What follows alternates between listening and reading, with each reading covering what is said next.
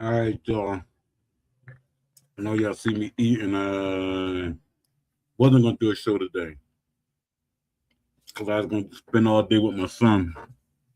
But we watched two movies and that was it. And we was like, let's call it a wrap. Mm, Let me see what YouTube looking like.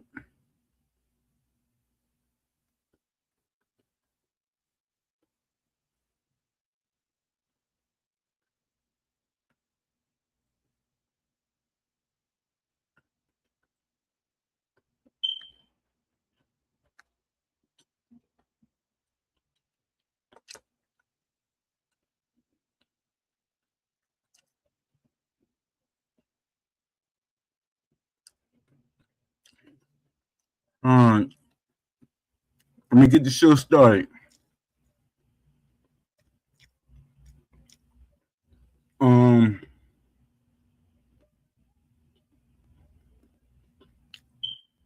I want to start the show off by saying everybody try to critique. They're always trying to critique me.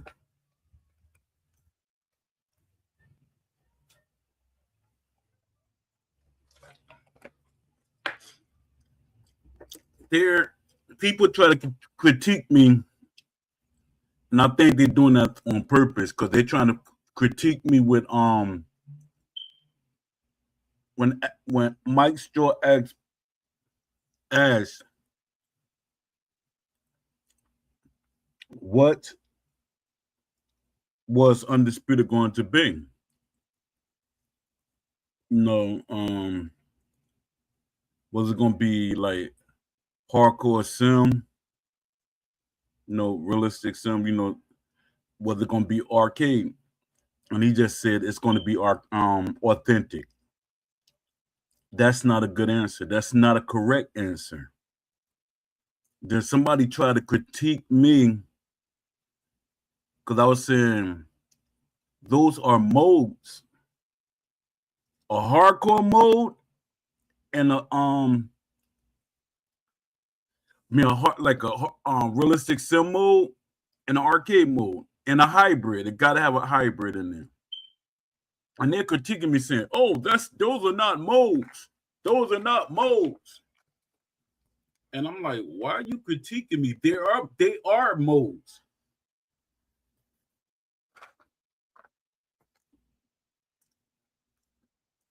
They want you to sing our mode.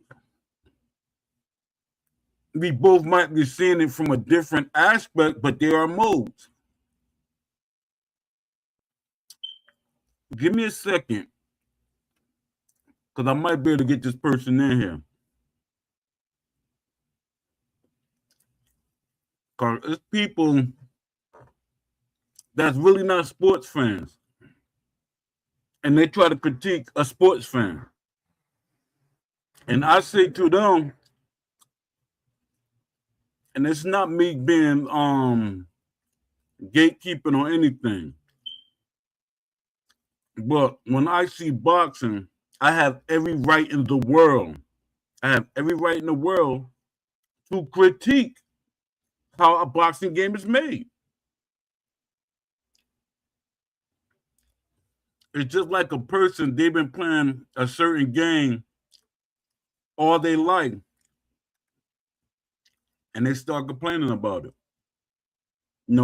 Other people start complaining about it. You are going to defend that game. I'm defending boxing. Some of the boxers don't care, but it doesn't affect their money flow, so they don't care.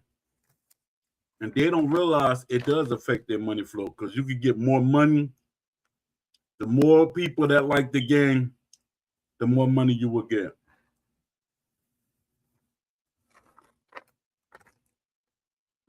Mhm.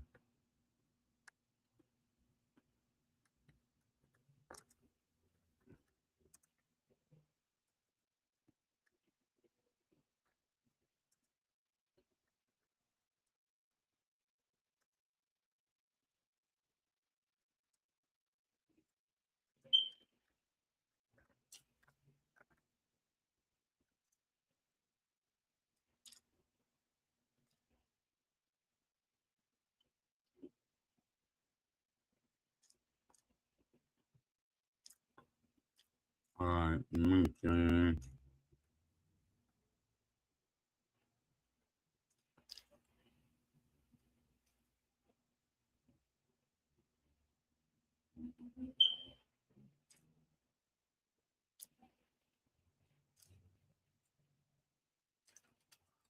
This is something I'm gonna talk about real quick too. People complaining about EA putting advertisement in the game. I have no problem with that. It looks realistic. Advertising in their sports games. It looks realistic. It's advertisement in sports games. But my thing is, they get paid to put them advertisements in their games. So we should have a better product, and the game should be cheaper then, or a better product. Either or both. Either or both.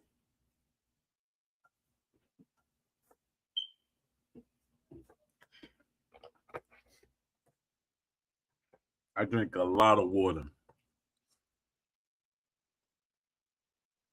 Let me see. Yeah, either or both. All right, let me read off my scripts. It's people that try to make it seem like I'm unintelligent. I can't write, and a lot of things. The reason why they attack anything that I say is because I don't fully agree with them. And my thing is, why is it wrong for somebody to have an opinion about something?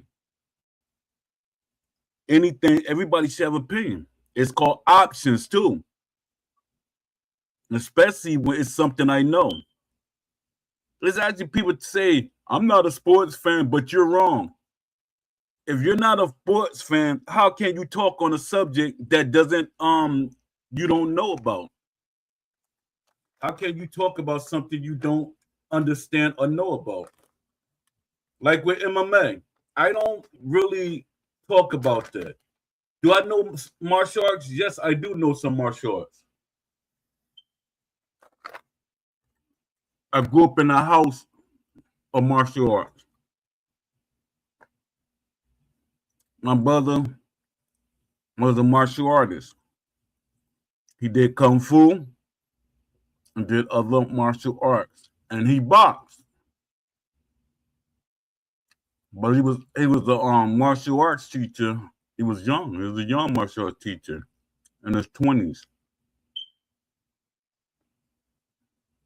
I think he was younger than that. But he's like a neighborhood legend, kind of. Peace and blessings be upon him. All right.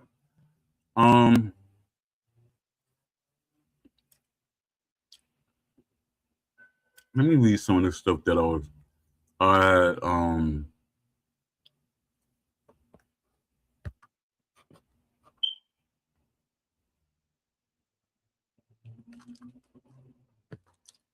yeah, because I want to yeah, this something I want to talk about. I'm gonna do the Ash video, the Mike Straw Ash video. I'm gonna do that probably tomorrow or one day this week. You know, I'm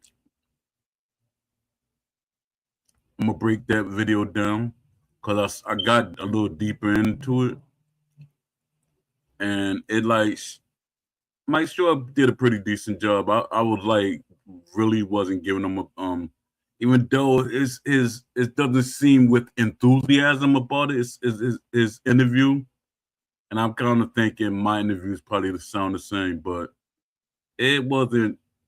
He just to me wasn't asking the right questions. All right. As Habib timeline raises more questions than answers. When did SCI really bring in experienced developers? And this is something I had to address because I hear people keep saying, yes, they brought in more people from EA, More people from 2K.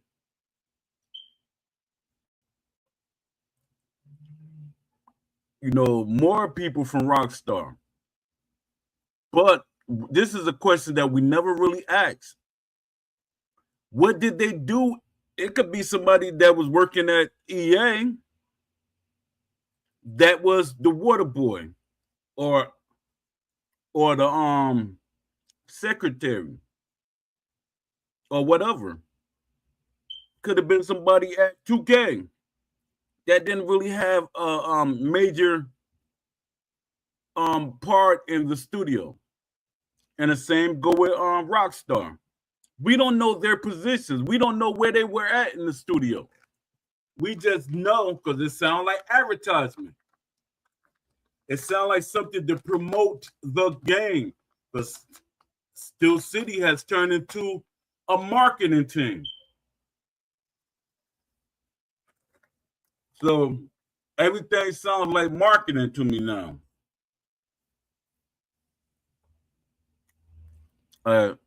One thing that is good, one thing that stood out in Mike Straw's interview with XRB was his claim that after a year or two, Steel City Interactive started hiring experienced developers from companies like EA, 2K, and Rockstar.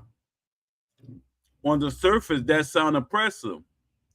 Those are major names in the gaming industry. EA has decades of sports gaming experience. 2K has built one of the deepest sports simulation ecosystems in gaming. Rockstar is known for polish, world building, animation quality, and production standards.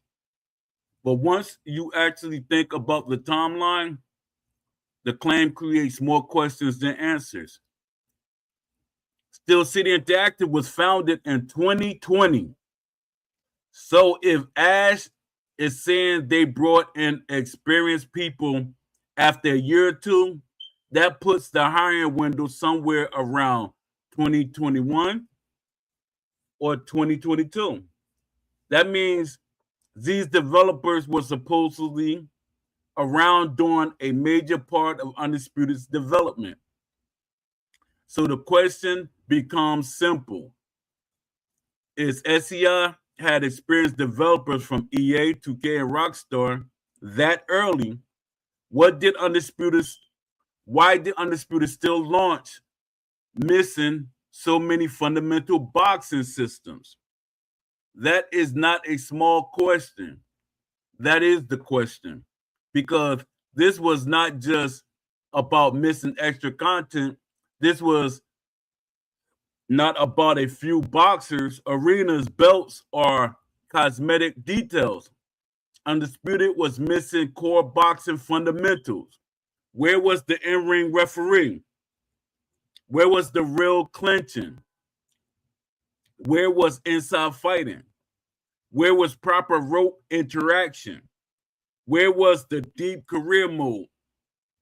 Where were the authentic boxer tendencies?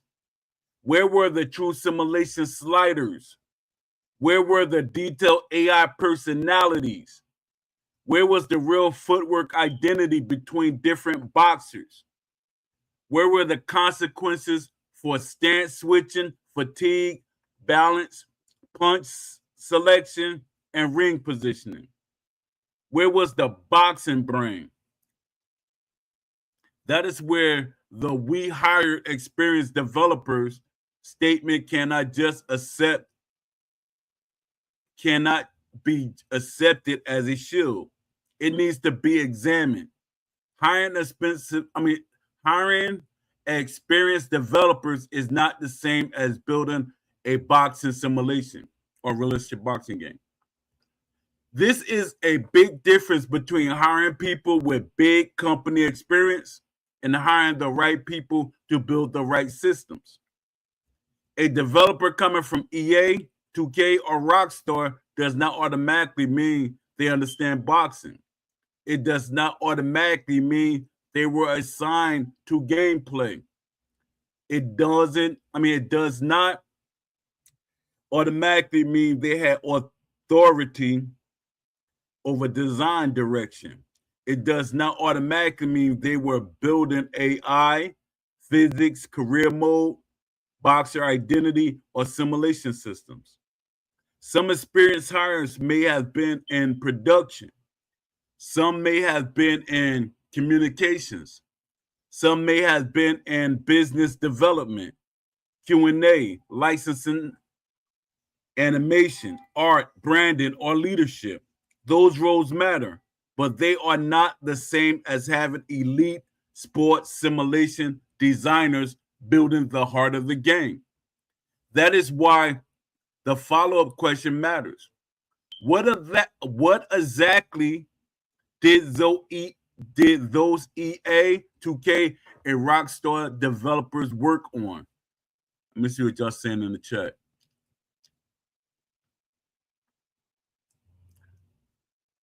Nobody's here. Okay.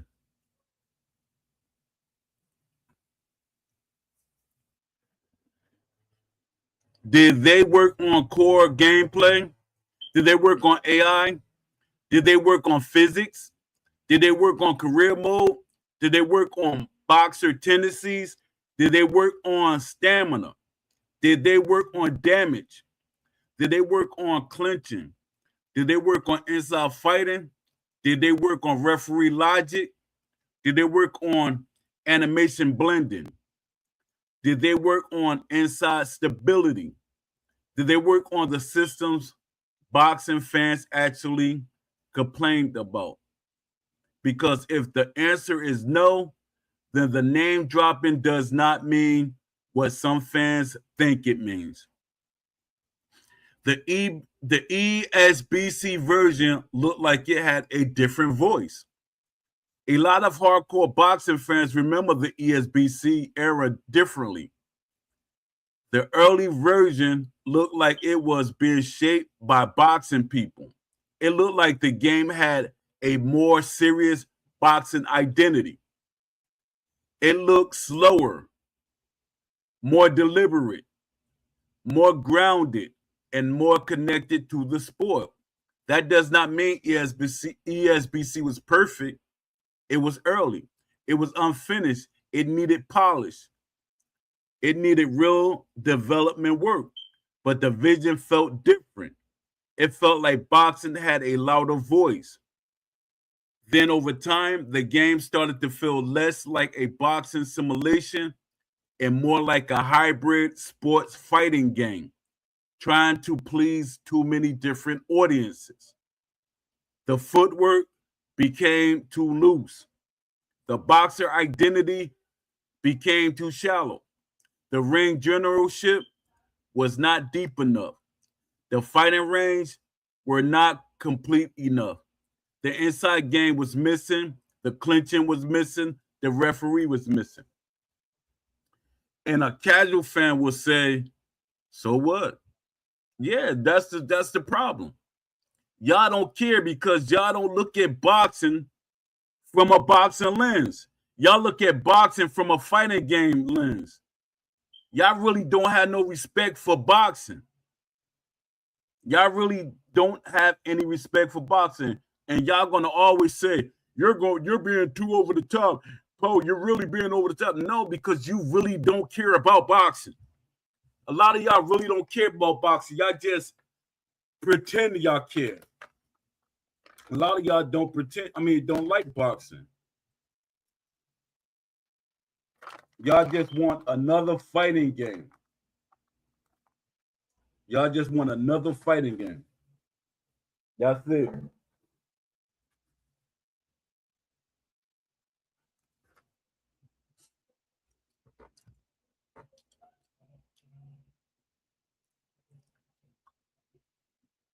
All right.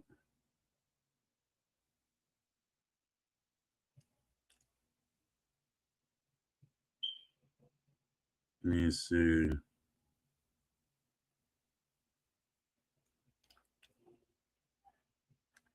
If experienced developers came in after a year or two, did they strengthen the original boxing vision? Or did the game start drifting away from it? That is a fair question. Big studio experience does not automatically mean sports simulation experience. Let me see if anybody popped in here while I'm reading. Nope. All right.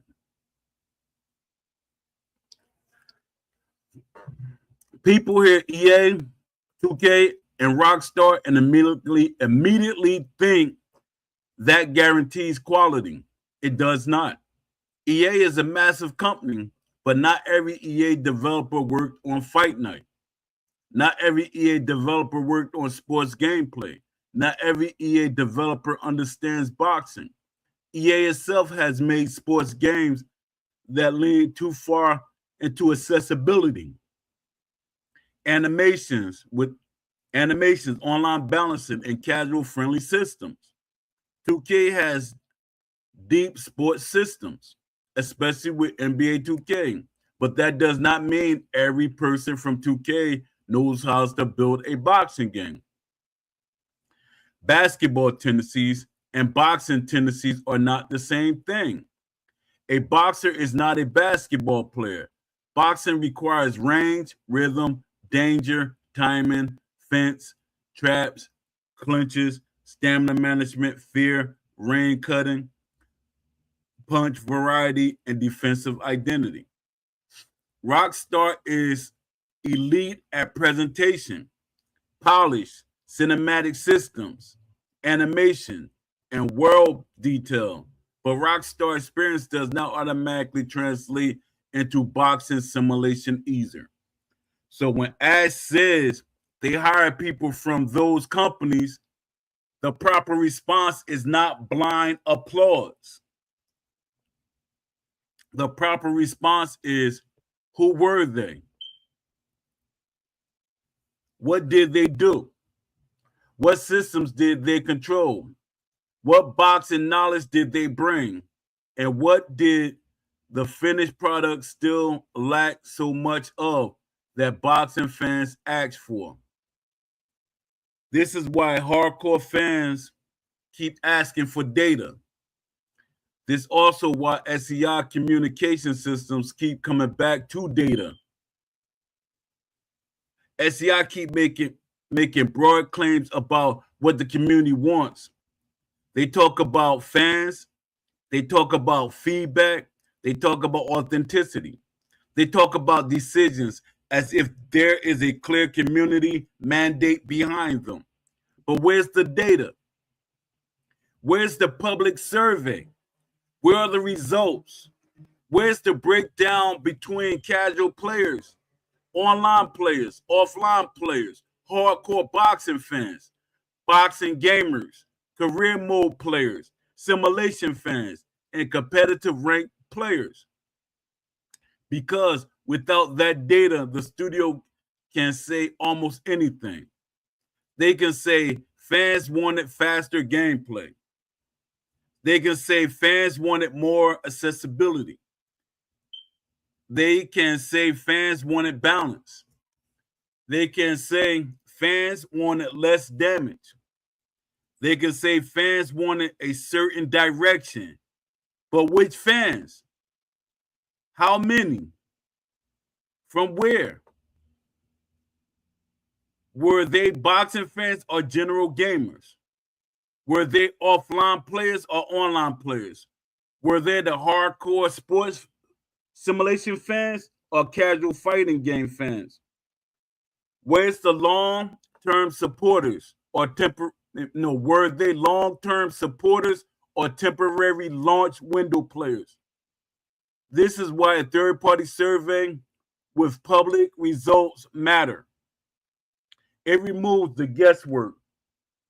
It stops the studio. It stops the studio, content creators, and defenders from speaking for the entire community without receipts. If the experienced developers were there early, the accountability is bigger. If the experienced developers were there early, the accountability is is bigger. And my thing is, they had all of don't like when they say EA, 2K, and Rockstar, they had some of them hires early too. So this is the second round of those kind of hires. So they're using that as a marketing tool. This is the part people need to understand. If SEI was just a small, inexperienced indie studio trying to figure out things, then some people might be more forgiving. But if Ash is saying they brought in experienced developers from major companies after a year or two, then the accountability goes up, not down.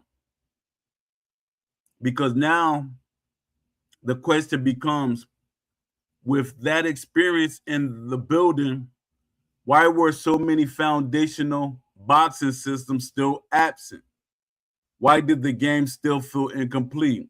Why did it still lack the basic architecture needed for a real boxing simulation? Why did it still release without features boxing fans consider non-negotiable?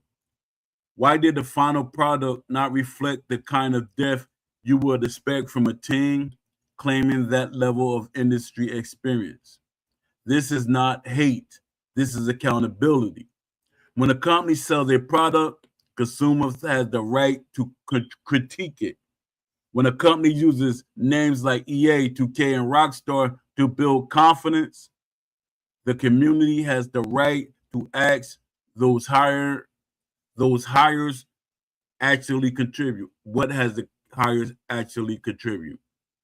You cannot use big studio experience as marketing when convenient. When it's convenient, then hide behind any studio limitations when the hard questions come. It cannot work both ways. The real question for Ash Habib is not simple. Did you hire a developer from EA, 2K, and Rockstar?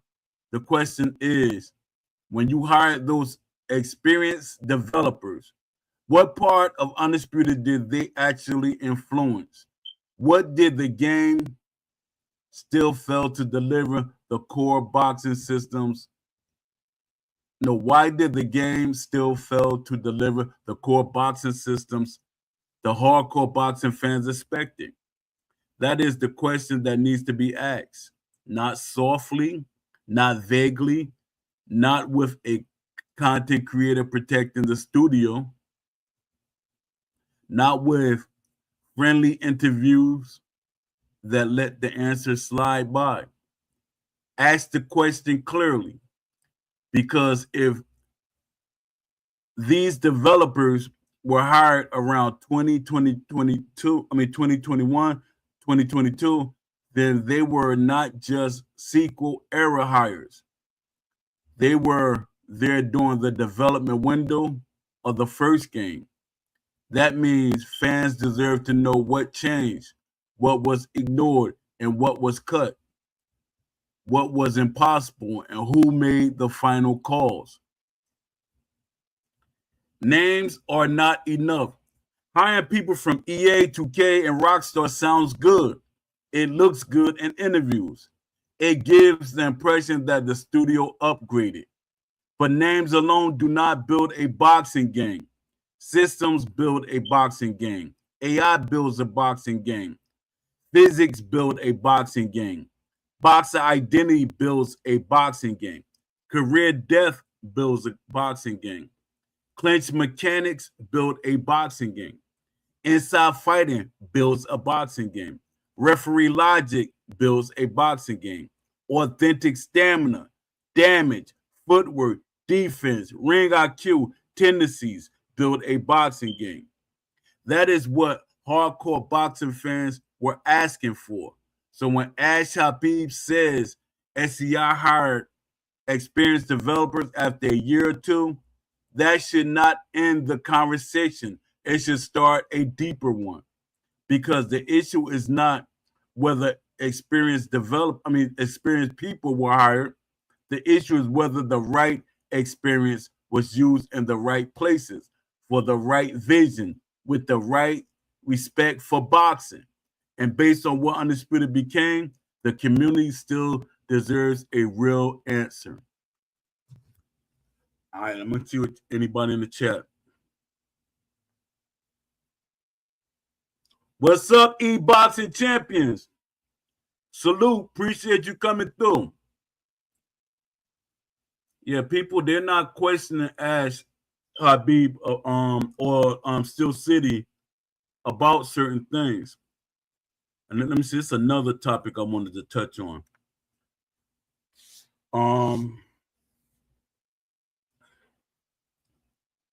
Somebody was telling me what makes a boxing game arcade.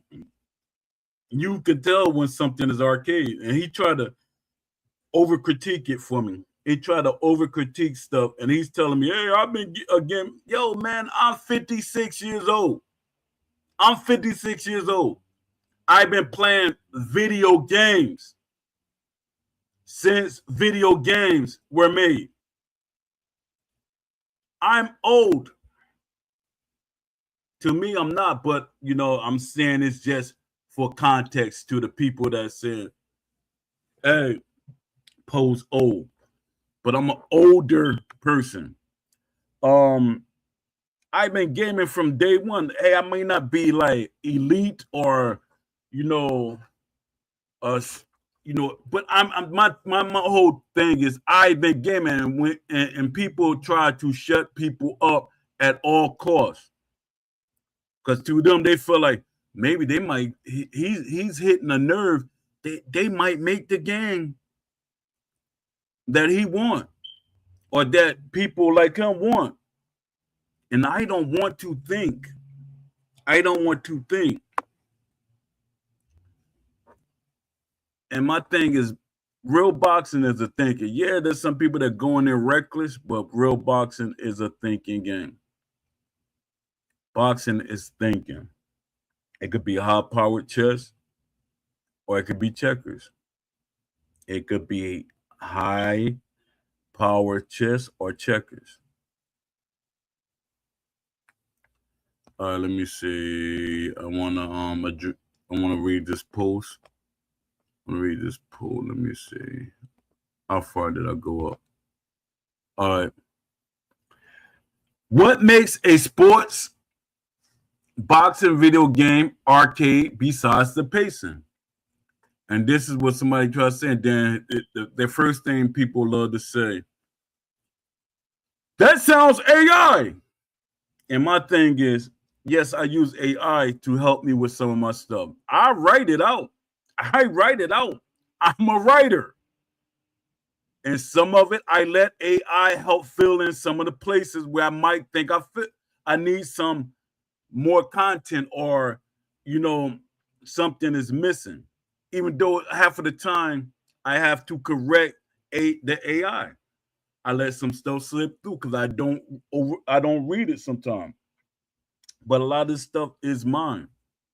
I put full paragraphs and I'd be like, check my post and see what is missing and what I should add to it. You know, I say stuff like that to chat.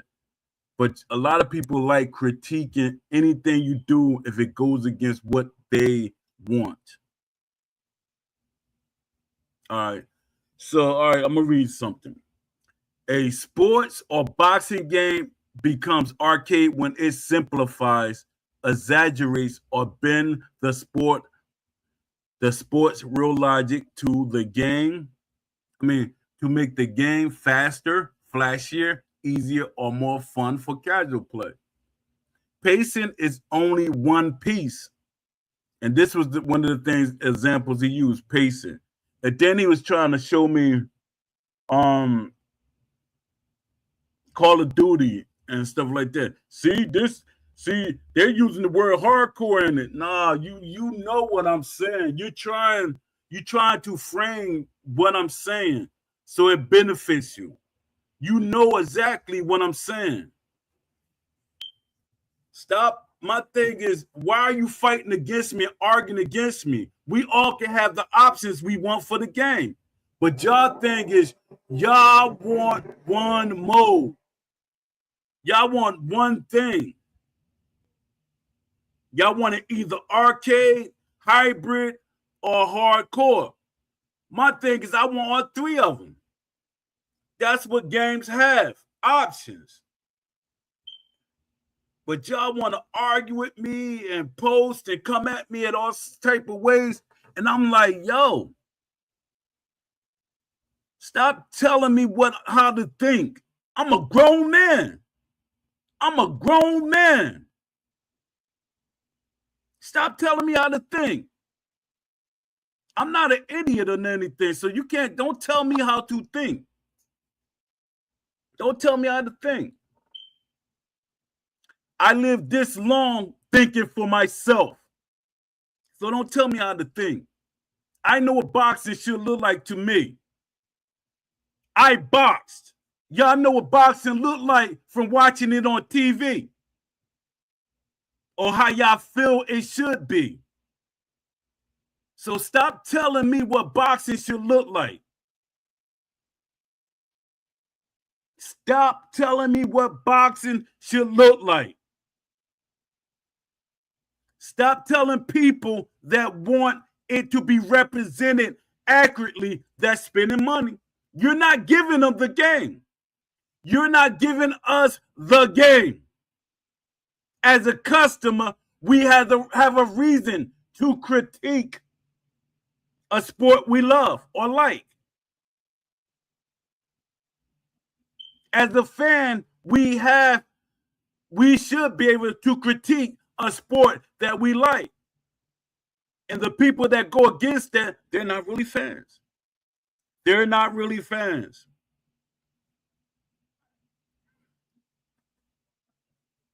Let me see something.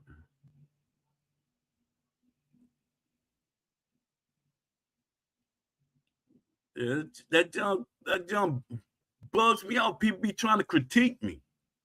All right, pacing is only one piece. A boxing game can be slow paced and still be arcade if the mechanics underneath do not respect real boxing. What makes a boxing game arcade besides pacing? Punches do not respect the real body mechanics. And real boxing punches come from stance, balance, range, hip, shoulder, feet, and weight transfer. A boxing game feels arcade when fighters throw powerful punches while off balance. Punches snap out with no weight behind them. Fighters can spam combinations without resetting their feet. Power punches do not require positioning or risk. Every boxer throws combinations with similar rhythm and form. A sim boxing game should make you feel the difference between planting punches, an arm punch, a counter punch, a tired punch, a desperate punch. And to the people that try to critique me, talking about, that sounds like AI. No, it don't. As a person that boxed, not guessing, that a person that boxed, I had over 60 fights in the amateurs. 3-time Golden Gloves, 3-time Diamond Gloves, 3-time state champion. That's 9 titles. Yes, I'm gatekeeper right now because y'all trying to tell me how I should feel or what I should say. Don't get mad at me because I did something you didn't do and you weren't successful at it. To me, that's a success story. I fought 2 pro fights, but because of management, I stopped boxing. I'm not gatekeeping, but I'm using context to let y'all know why I say the things I say in my experience. Y'all like people like me to be quiet. Why? That's the stupidest thing in the world. To me, it's stupid. Y'all should back somebody like me. Y'all should push me up there. But y'all want to push me down. No, he got to be quiet. oh, gee, he know too much. He talking too much. He might make changes for me, but y'all still have y'all options. That's the thing. It's crazy. It's like y'all attack people just to attack them. Some of y'all be thinking y'all hate people because they're older. And that's sad. That's sad. A sim boxing game should make you feel like difference between plant punches, arm punches, and counter punches. A tired puncher and desperate punches. All right. Stamina is treated like a simple energy bar, and that's the problem. The energy bar, an energy bar fighter. An energy bar fighter. Should there be an option for that? Absolutely. Absolutely, it should be an option for that. But should it be on the screen? No. If you're playing hardcore and stuff like that, the energy bar shouldn't be up there because then you're fighting visuals for the energy bar instead of fighting the fight. It makes you fight and think more. Arcade games usually make stamina too forgiving or too shallow. In real boxing, stamina is not just how many punches can I throw. It affects foot speed, defensive reaction, punch sharpness, recovery between exchanges, clinch strength, balance, chin durability, decision making, late round discipline. A boxing game leans arcade when a player can throw 80 to 100 punches a round with little consequences. Keep moving freely and still defend like they are fresh. A boxing game leans arcade when a player can throw 80 to 100 punches a round with little consequences. Keep moving freely and still defend like they are fresh. Defense is too simple or too safe. Boxing defense is layered. And this is one of the things that I always talk about, the layered. Like when people saying, I don't like the up and down boxing. People do that. And boxing, people do that. Then you got people that do the Philly shell. You got people that do the turtle. You got people that do the cross arm bar. You got people that do the high guard. There's so many blocking styles that people do.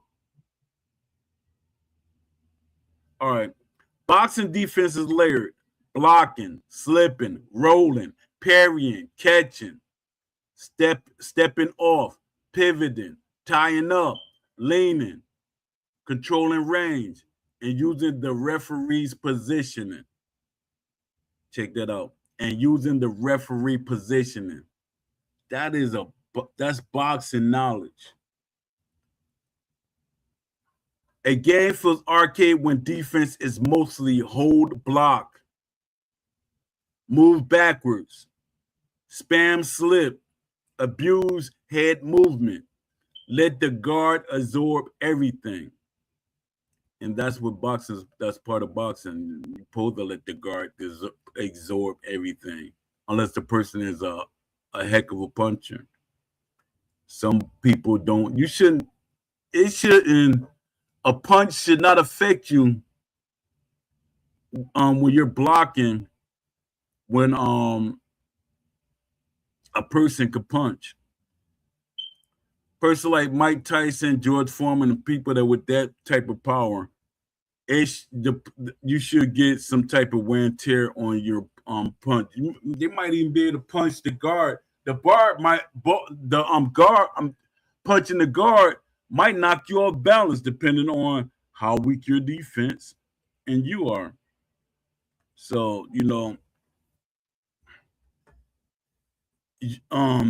the same defense animation for every boxer, and that's one of my main problems. Every boxer should not have the same defense if it's not their defense. In which every boxer, there are variants. There is something different about their defense. If you really pay attention to their matches, watching film studies and stuff like that, there's little things that's different. Real defense should not cost timing, risk, and boxer identity. A high guard should not feel like a shoulder roll. A cross arm guard should not feel like Philly shell. A slick counter puncher should not defend like a pressure brawler.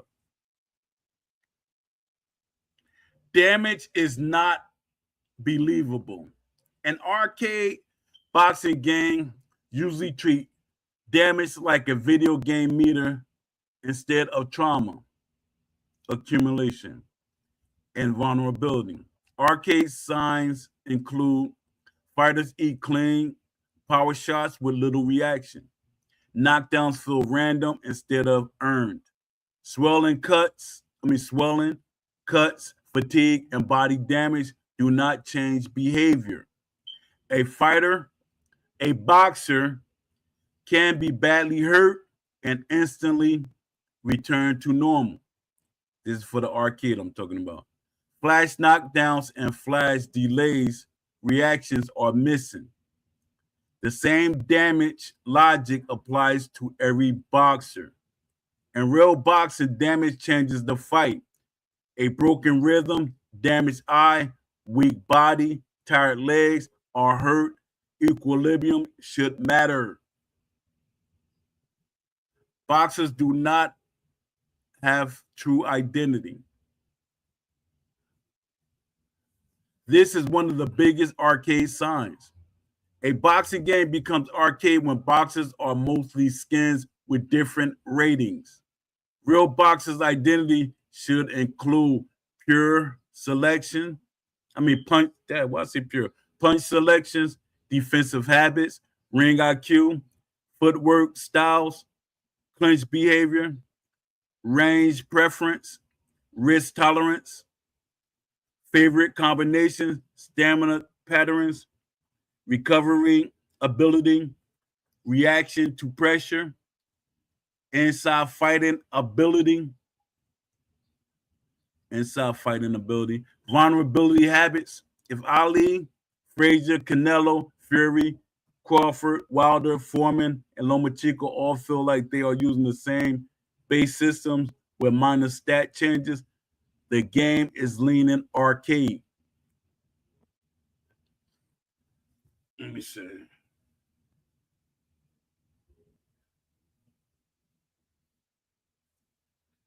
It'll be nice if E-Boxing Champion said it'll be nice if there were a company that would actually do that.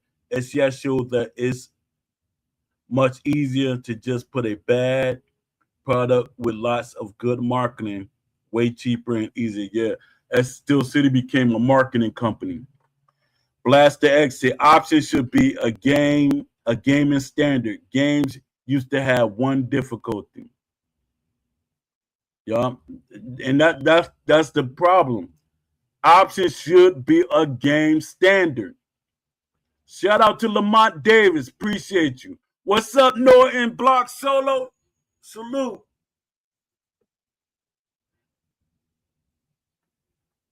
Salute, man. Appreciate you coming through, man. Thanks for the support. All right.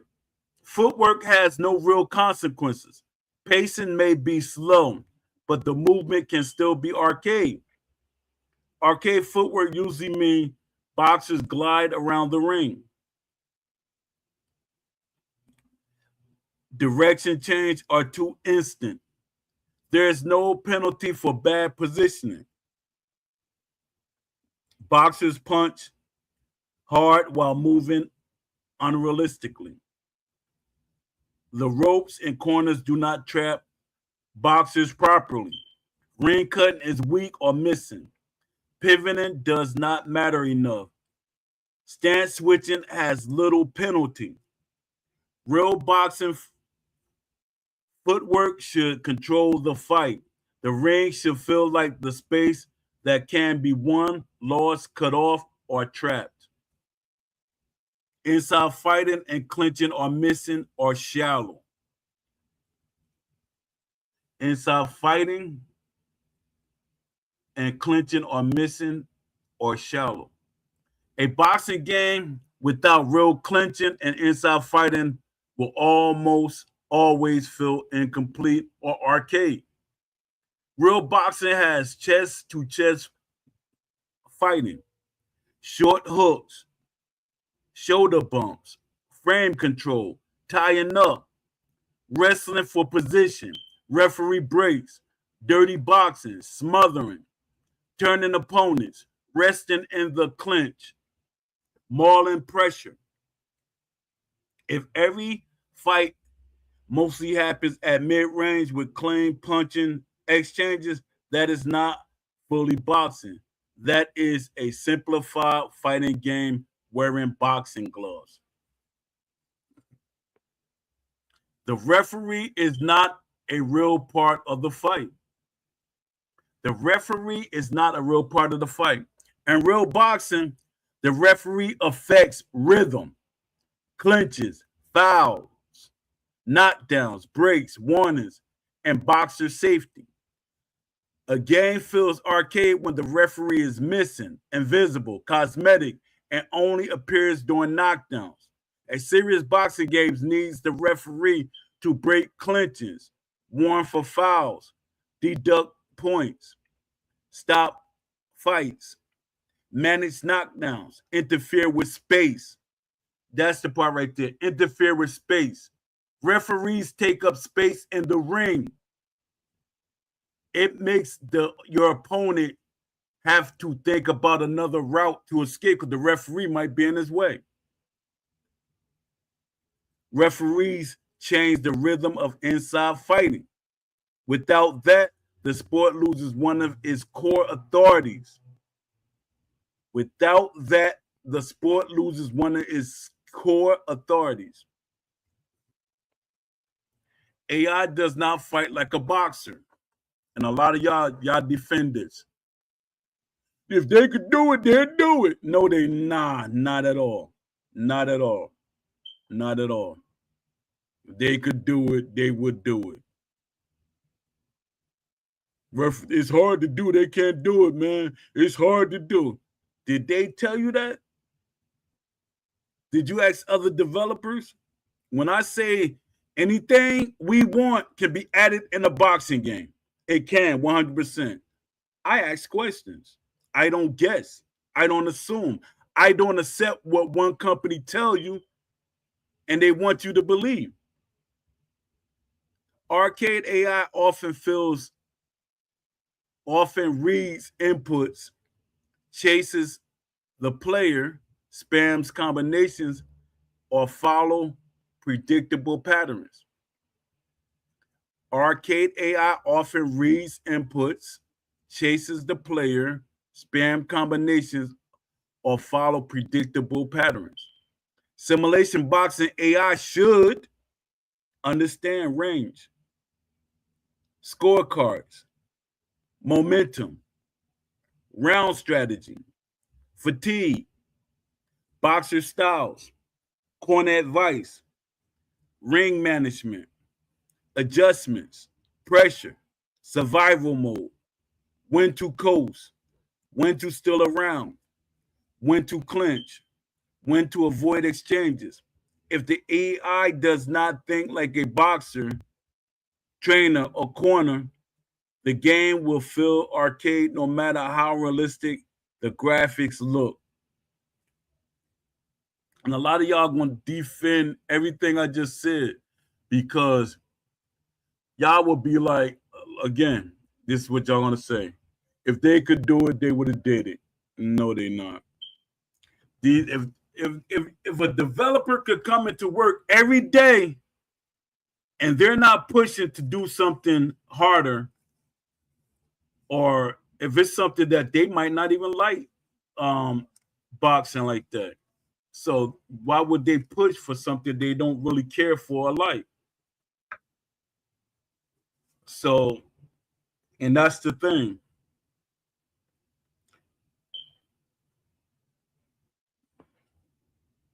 All right. Ratings matter more than boxing logic. Ratings matter more than boxing logic. Let me see what y'all saying in the chat first. I like the idea of having options, but I also like the idea of a separate arcade style boxing themed fighting game for people who want that. Yeah, 100%. But that's one of the options, though.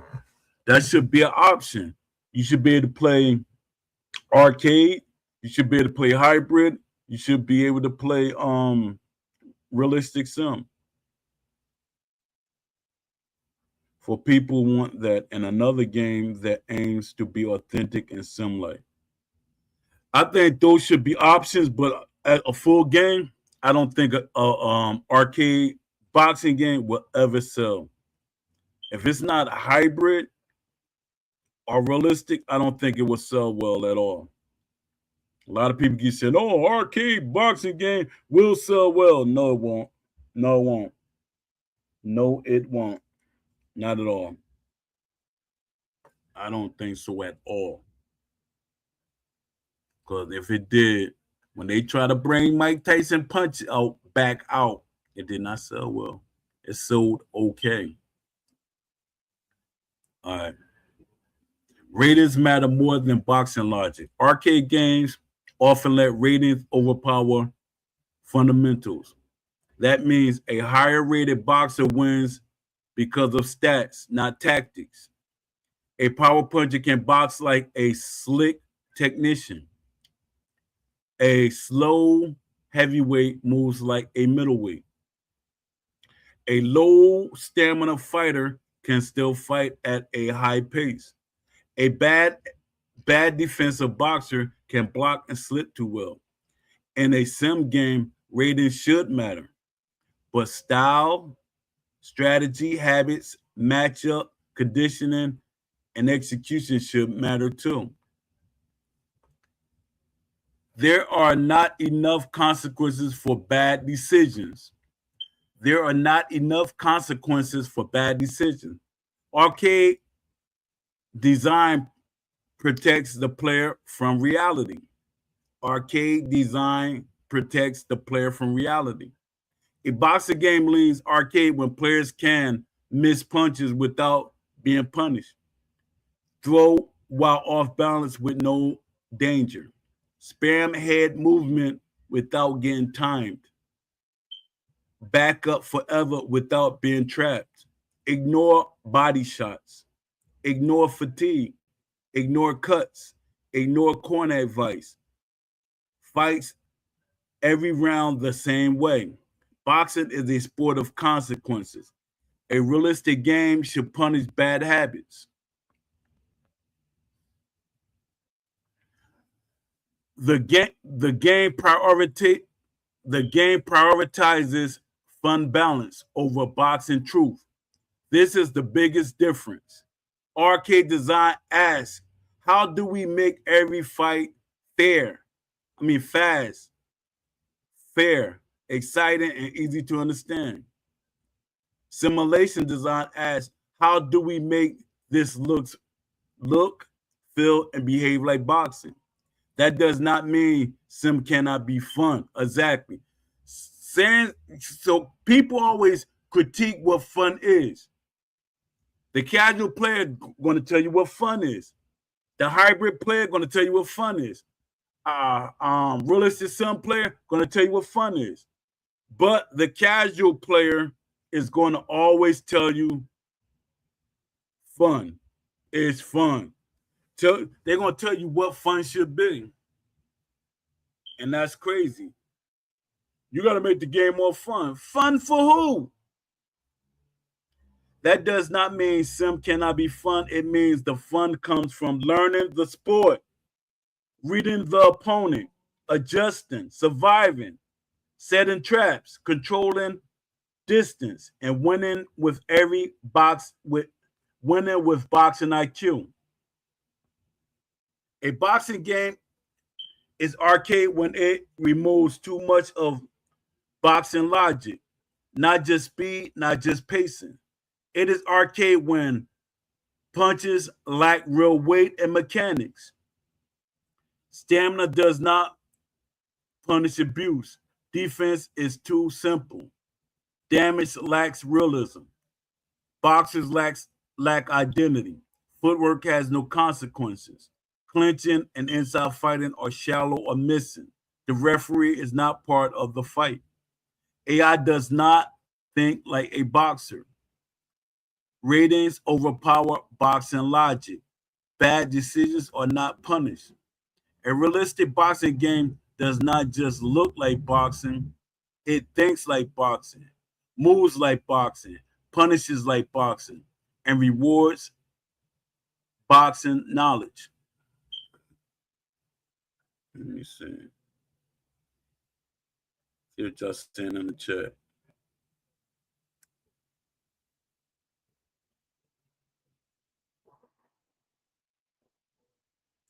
Let me see. E-Boxing Champion said there are so many people that pretend to like boxing, but really just want a fighting game with good graphics and their favorite fighter. Maybe people like that should get their own separate game. Yeah, 100%. I agree. I 100% agree with you.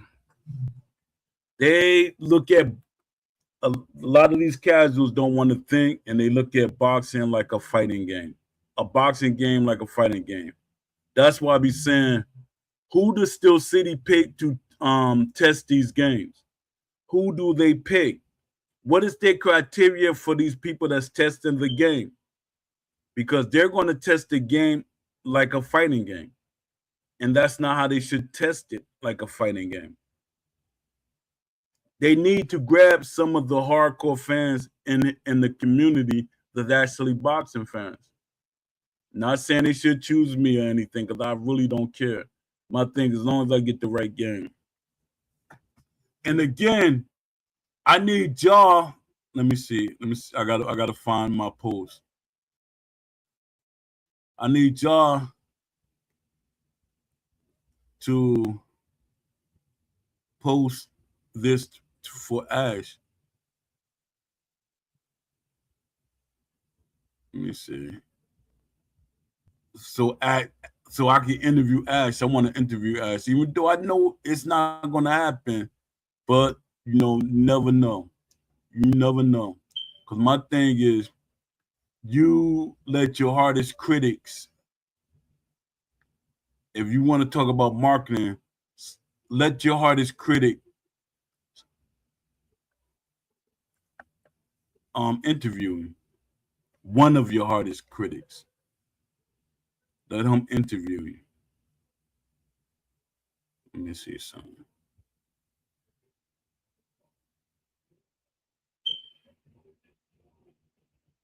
With what attitude? I don't got no attitude. Why everybody always saying that I got an attitude or the way that I speak? Well, I gotta speak. I don't know what some people be saying that. I'm like, I gotta feminize my voice. I don't think I have any kind of attitude. But you saying not with that attitude. What is the attitude? I'm like, y'all, why people always like it's like y'all mix me up with beasts. Because to me, I think I'm too nice. I think I'm too nice.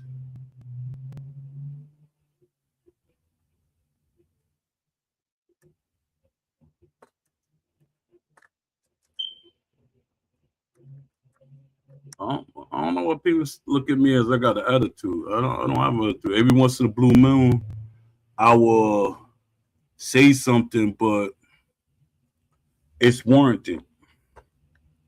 I think it's warranted for me to say some of the stuff that I say, and I don't say nothing, I'm like aggressive. I'm not an aggressive guy. What's up, PLO 617? Appreciate you coming through.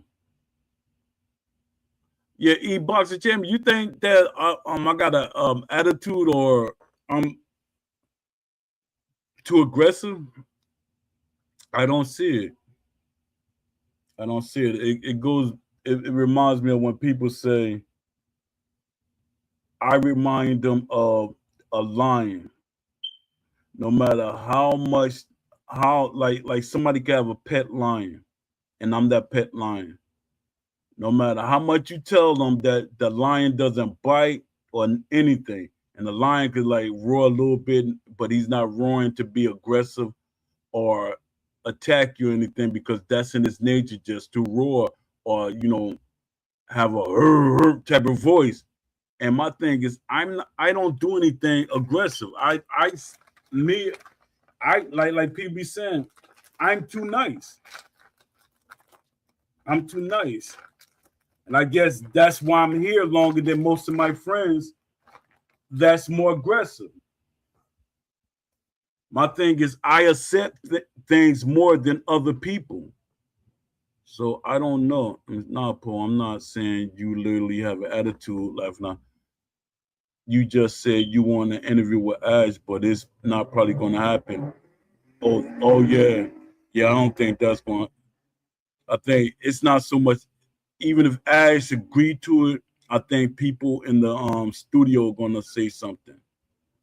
I think people gonna say something like, Ash, I don't think it'll be a good idea you to let Paul interview you. It might be bad publicity. I think that's good publicity because you getting one of your most one of your critics, and it's not the beast, it's Poe. So yeah, that's the thing that like let Poe interview me. That to me that would be genius. That would be genius to let somebody that's critical of your product, that's real critical of your product, and you letting them interview you, have it say, and how you feel, stuff like that.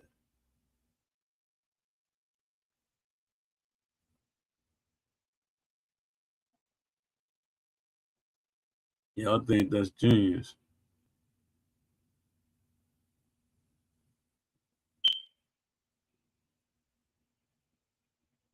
Let me see something. Give me a second, y'all. I'll read off one of my blogs.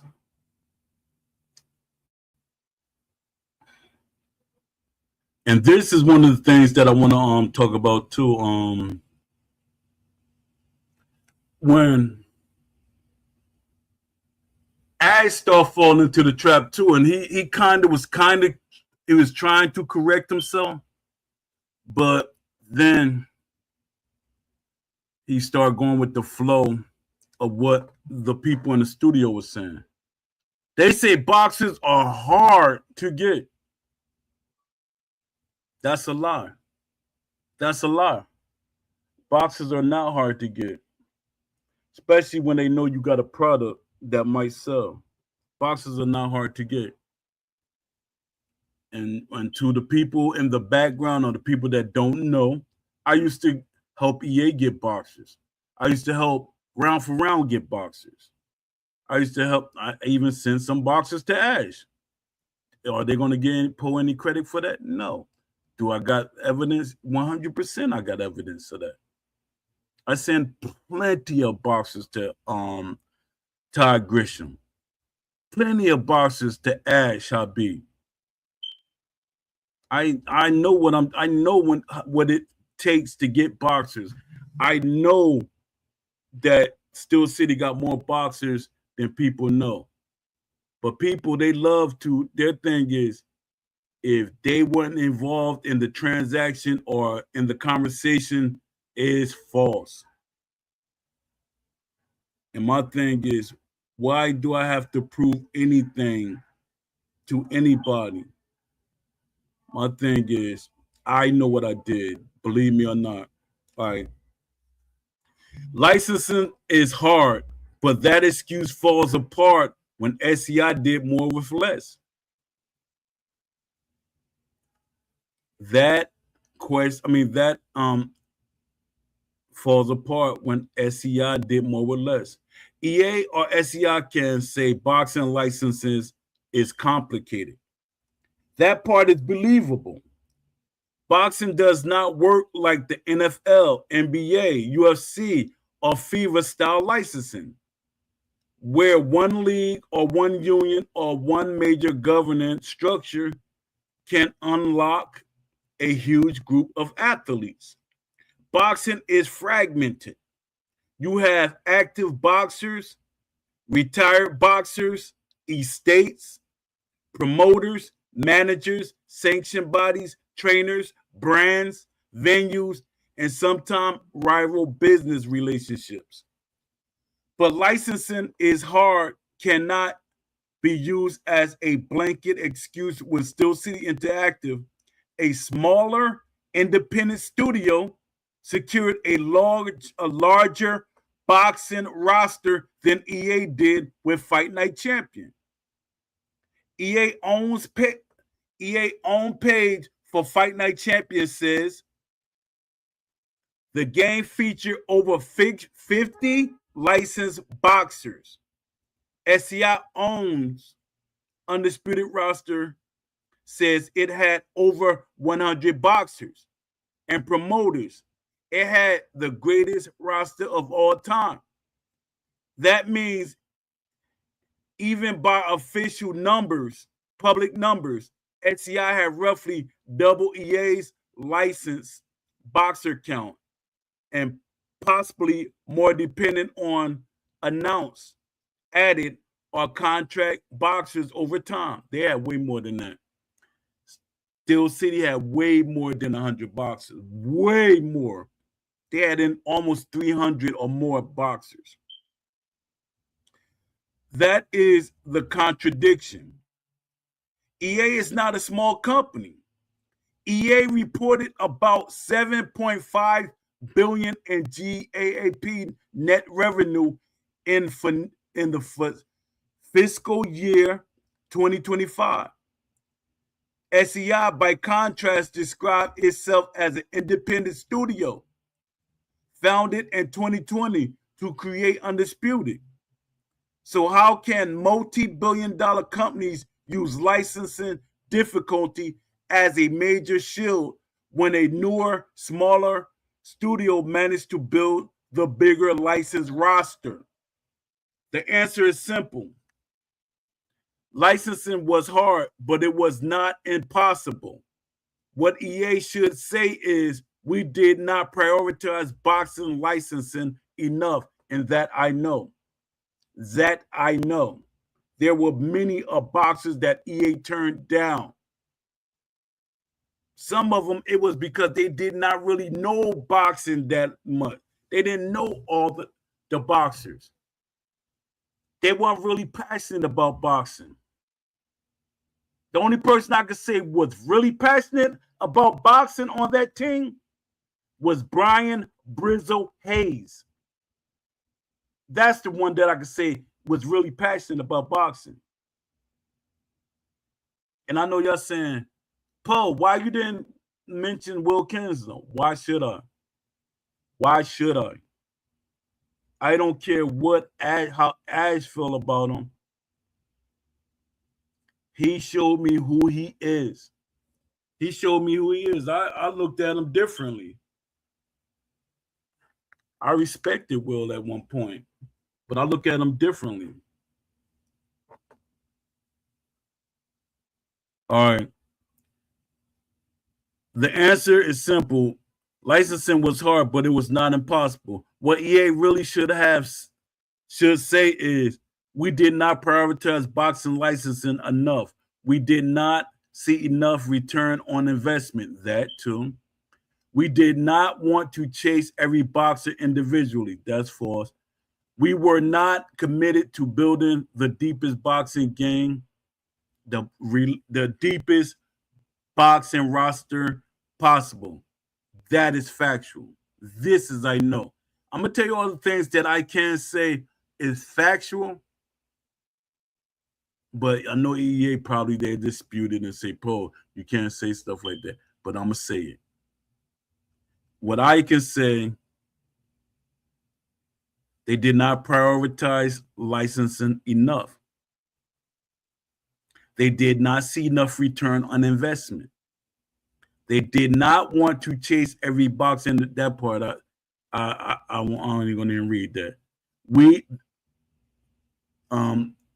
They did not commit to building the deepest roster, and that's, to me, that's factual.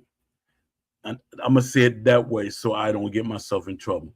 To me, which I know is true, that's what happened. That would be more honest than hiding behind licensing is hard. And SCI cannot hide behind it either. SCI used the roster as one of its biggest selling points, 100%. That was marketing. Their own marketing leans on having licensed boxers than ever before, more licensed boxers than ever before. So once they proved they could get names, the conversation changes. The issue is no longer just, can you license boxers? The issue becomes, what did you do with those licenses? Because a licensed boxer is not just a name and a face scam. Boxing fans want the boxers represented properly.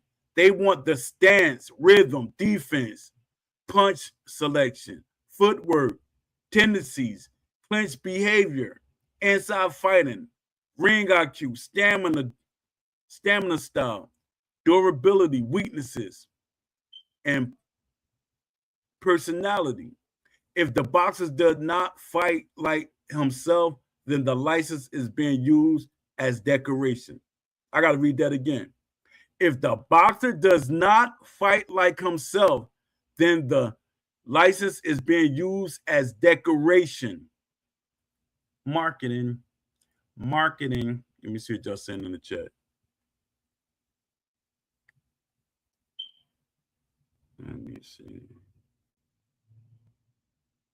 Esports boxer said, could be dangerous if he has something to hide. He ain't going to do it because he's scared of genuine, well-articulated, and educated pushback. Yeah. Seems like it should actually be a little easier to get a hold of pro boxers than other pro athletes. It is. It really is. That's why it was so easy for me. I was talking to boxers that I didn't talk to them, and they could tell I had a boxing mind.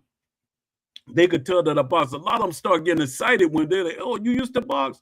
And, I start talking. Then there's somebody they knew that I knew, or somebody I knew that they knew, and they're like, yo, they're excited. Even like there's a couple of female boxers I talked to. I talked to managers, promoters. I talked to Teofimo, one of his early promoters. One of his early promoters. What's his manager? I think it was his manager. Yeah, let me see.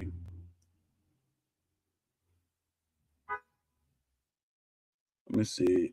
Seemed like it would actually be a little easier to get hold of pro boxers than other pro athletes. They work for themselves. No unilateral body to meddle in the affair of the individual boxer. The only thing about that, there are the promoters and the managers sometimes could stop. There's some promoters that try to stop me talking to their fighters or managers. They say, you can't talk to them. You talk to me. You do not talk to them. And there were boxers that I talked to and their promoters found out or their manager found out and they got angry. Then when I start talking to them, they calmed down some. But some of them was like, you don't do that. I can sue you. You can't go. I said, I didn't know how y'all contract was worked out because I boxed. When I box, you don't control every aspect of the way my contract was when I was boxing. You don't control every aspect of my life, and that is not one of the aspects of boxing. And I started explaining that to them, and they start like, this guy know what he's talking about. Let me be quiet. Let me see. If you don't count Zuffer, obviously, yeah, Zuffer. I'm not going to talk too much. I want them to make a boxing game, but I'm not going to talk anything about them. All right, let me see something. Let me see, what was I reading? All right.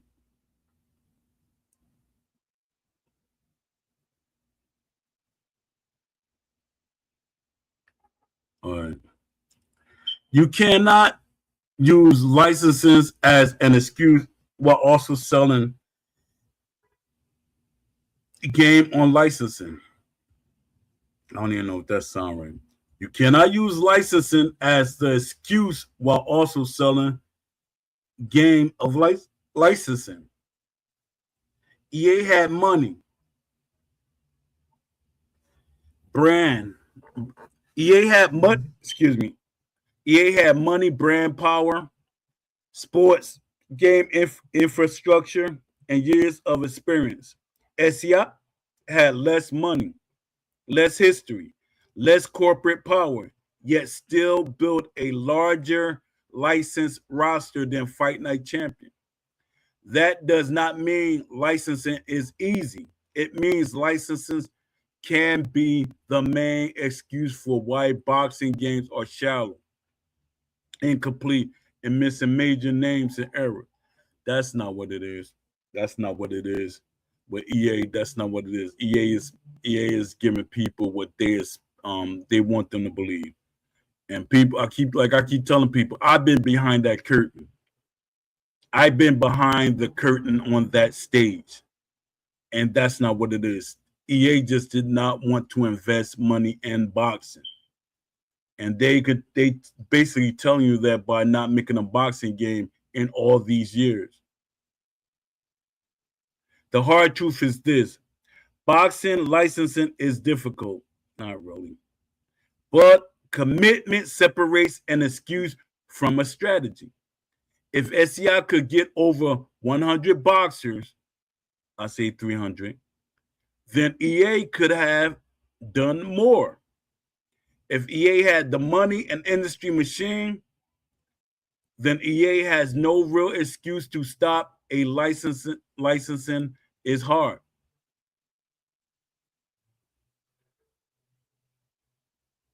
And if SEI could secure the names, then SEI has no excuse for not making those boxers feel move, fight, and behave like real boxers. I got to read that again to the people in the back that like to defend Steel City. If SEI could secure the names, then SEI has no excuse for not making those boxers feel, move, fight, and behave like real boxers. The roster proves the door was open. The problem was never just licensing. The problem was priority, vision, budget, data, execution, and respect for boxing. All right, let me see something. All right.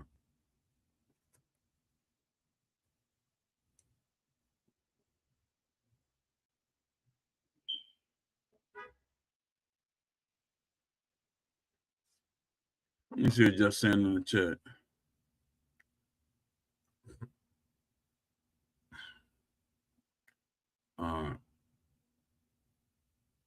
I got 7 people here. Appreciate y'all.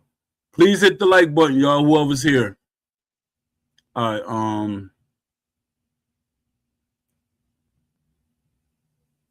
and to the person that keeps saying, everything you write sound like it come from ChatGPT. Some of it, yes, but a lot of it, I write. And my thing is ChatGPT. Sometimes I use it to write some of my stuff, to help me structure it, to help me extend it. A lot of what I write is what I write. My thing is, when y'all do that, it's like y'all trying to find a way to make me be quiet. I'm not being quiet. I'm not going anywhere. I'm not going anywhere. I've been doing this too long. And I know a lot of y'all be like, well, you've been doing this long, you should give up. Yeah, to you, because you want me to give up, and I'm not. All right. Steel City Interactive. Why are hardcore boxing fans treated like secondary customers? Why are hardcore fans treated like secondary customers? The long-term supporters should be treated like foundation, not the obstacle. If hardcore boxing fans and hardcore sports gamers are the ones who stay the longest, buy DLC, support roster expansions, promote the game, debate the mechanics, test the systems, and keep the company alive. Keep the community alive after the casual crowd moves on, then why are they treated like a secondary audience? That is the question Steel City has to answer. Because right now, the gameplay, boxer representation, modes, and overall direction do not feel fully built around the people most likely to support the game long term. It feels like hardcore boxing fans are more casual. It feels like the hardcore boxing fans are expecting to pay, promote, defend, wait, and support, while the actual design direction keep chasing a more casual audience that may not even stay. That is backwards. Casual players matter, but casual players are not always loyal players.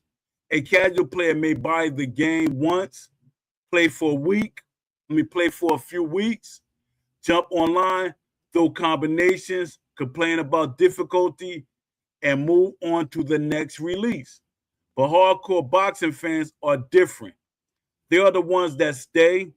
They try. They are the ones that care about the styles, errors, footwork, defense, stamina, clinching, inside fighting, damage, tendencies, ropes, trunks, arenas, referees, judges, trainers, rankings, and career depth.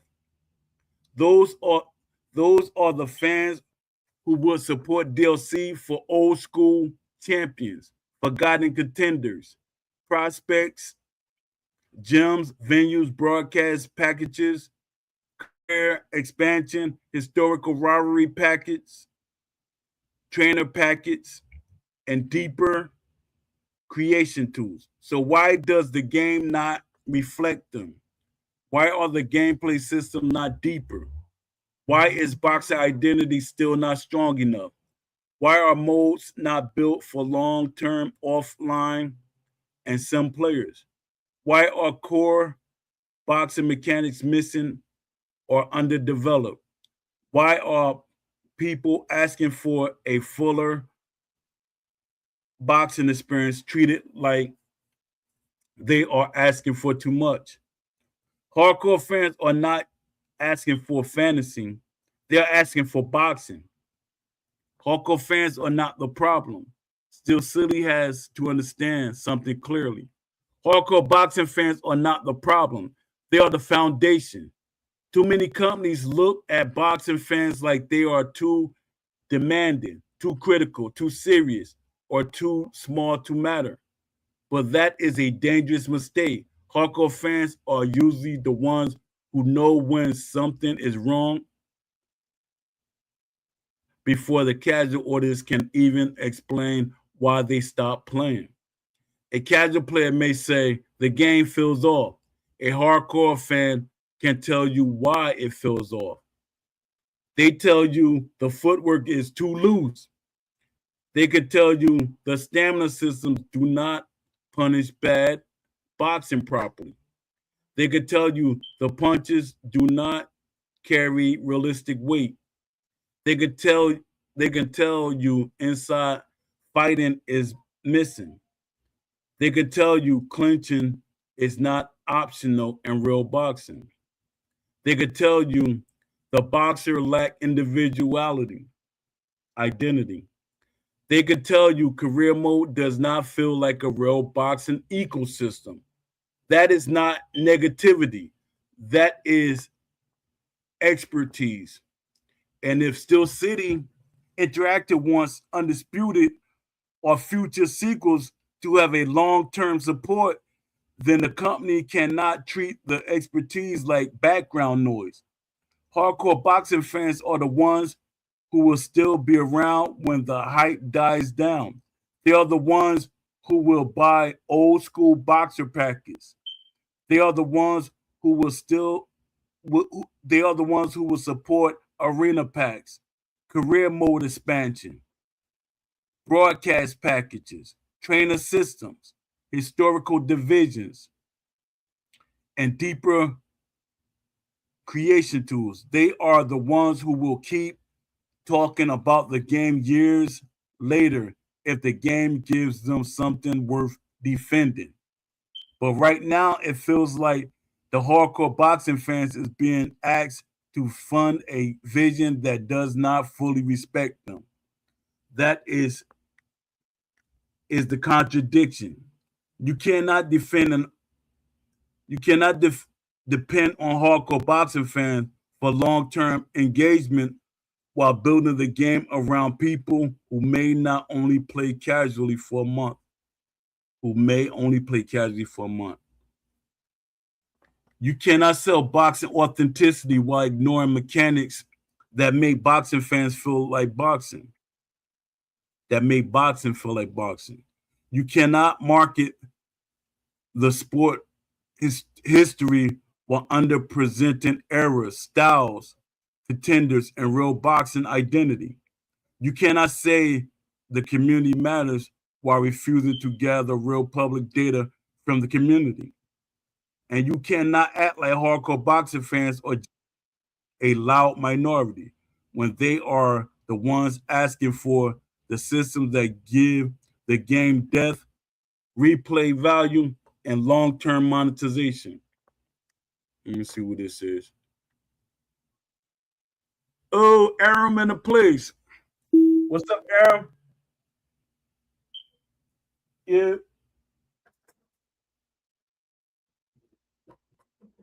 Aram, what's up? Hey, what's good, Paul? Not much. I started late today. I started about 7. For Yeah, real? yeah. What you thought I was on for that long period of time? No, I didn't know when you started. Oh, yeah, yeah. What we was talking about. We was gonna talk about today. About Ash. I'm gonna do one day this week. The video actually went into a couple of things that I thought didn't really talk about. But yeah, I was just talking about the fan base and different stuff. But I still think Mike Straw didn't ask the questions that needed to be asked. It was just one question that really got context. We know that Ash is still not saying what kind of game it's going to be. You're It's talking about the April. next one? Yeah. Did you see that? I seen on the Discord. I mean, not Discord. On Twitter, they talking about they've got an announcement they're about to make. But what is that? Something I'm missing, or was that announcement the Mike Straw video? I think the announcement was the Mike Straw video. I gotta see. I gotta look at that again because I'm like, I seen a Mike Straw under it was under it, but there's like they made it sound like there was like it was something else that. Let me see. Undisputed. They said undisputed. No, no, they talking. They do a heck of a job advertising because EA didn't do that. All right. Tune in to find out. That was 12 hours ago. Tune in to find out what's next. And then it got Mike Straw. It got Mike Straw. Oh, now I see what's going on, because I didn't pay attention to the way they had it. They got eyes looking at the thing. Then he got an arrow pointing down. So when he's saying tune in to see what's next, it's talking about listen to the Mike Straw thing and just tune in. But didn't hear nothing. I didn't hear nothing. That's what I call noise. That Mike Straw video, it was kind of noise. It was noise to me, because there was stuff that we literally already heard as talk about. Some of the stuff he was talking about, and he's trying to say where basically saying the hardcore fans are just noise makers and stuff like that. Stuff like that it becomes annoying. Yeah, I mean they're talking about a whole lot of nothing. Yeah, I was like, yo, I said they gotta find a way to get people attention. What was that? Estevan and who else was that? They said they were at a event. It was called the King of the Hill, and he said he was there. My friend Vlad, he had a press pass, so I guess he went as a writer or whatever. However, he got that press pass. I know he works in electronics and stuff, because he used to do some of my stuff for me. He helped me create the original whistlers. So I don't know, because he was there. There's a couple of content creators there. And to me, Estevan is how I look at myself. To me, Estevan is not really a content creator to me. Even though to me, if you do videos every day, you're a content creator. But people will say, Poe, you're not a content creator. What do you see as a content creator? A person that's under a company banner or something? And if that's the case, I was under under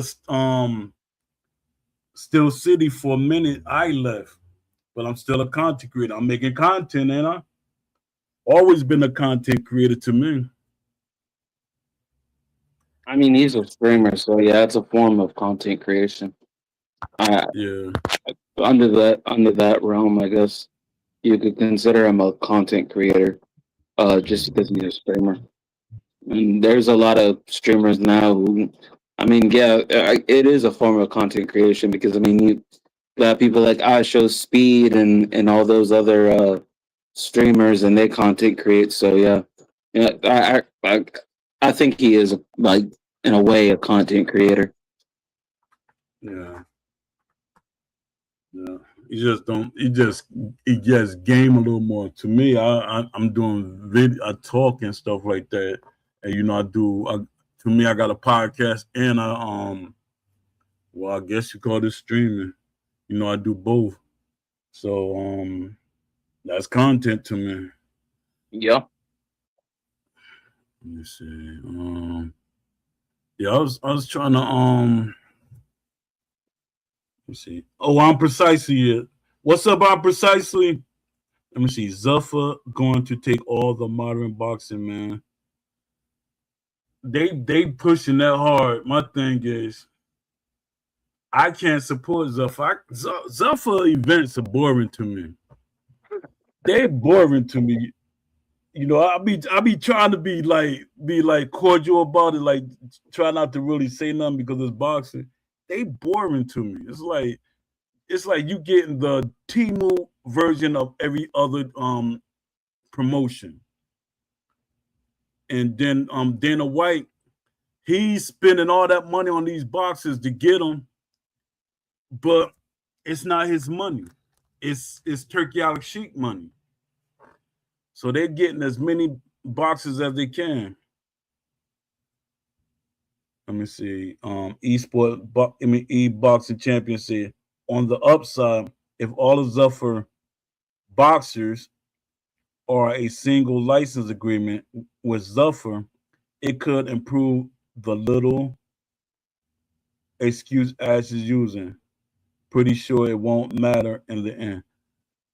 Um, I don't think Ash the only one use Ash don't really have an excuse because Ash said he signed over 300 boxes.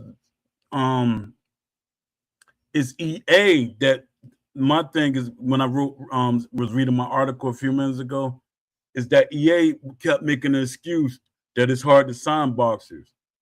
When I was getting EA boxers left and right, literally, Mildred Teller, I was trying to get them. Pernell Whitaker, all these boxers, I was, hey, this boxer wouldn't have been a game. That boxer wouldn't have been a game. And EA was turning a lot of them boxers down. EA did not want to spend the money because they didn't have confidence in themselves. They thought there wasn't gonna be any return on their money. And you know, I hate to say it, but they should have went the route, give everybody about 50 fighters, and after that, you got to pay for the boxers. Because you got to find a way to attract the boxers to say, hey, if I let them use my identity and I'm getting something off it, sure. But EA felt like they were just putting the money out because they were the multi-billion-dollar company. And like I tell everybody, when they look at EA as a $7.6 billion company, that's not for just one game. Each game has its own structure. And their thing is they're going to probably give each game probably, I say $5 or $10 million, if that. And I don't even think they put that much out there. But they're going to give them enough to make the game look like they trying to build something. And then you got with that $7.6 billion, they got over 100 more games that's out there.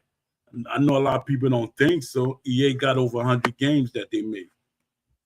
A lot of them AAA, some of them, there's different kind of games that they made.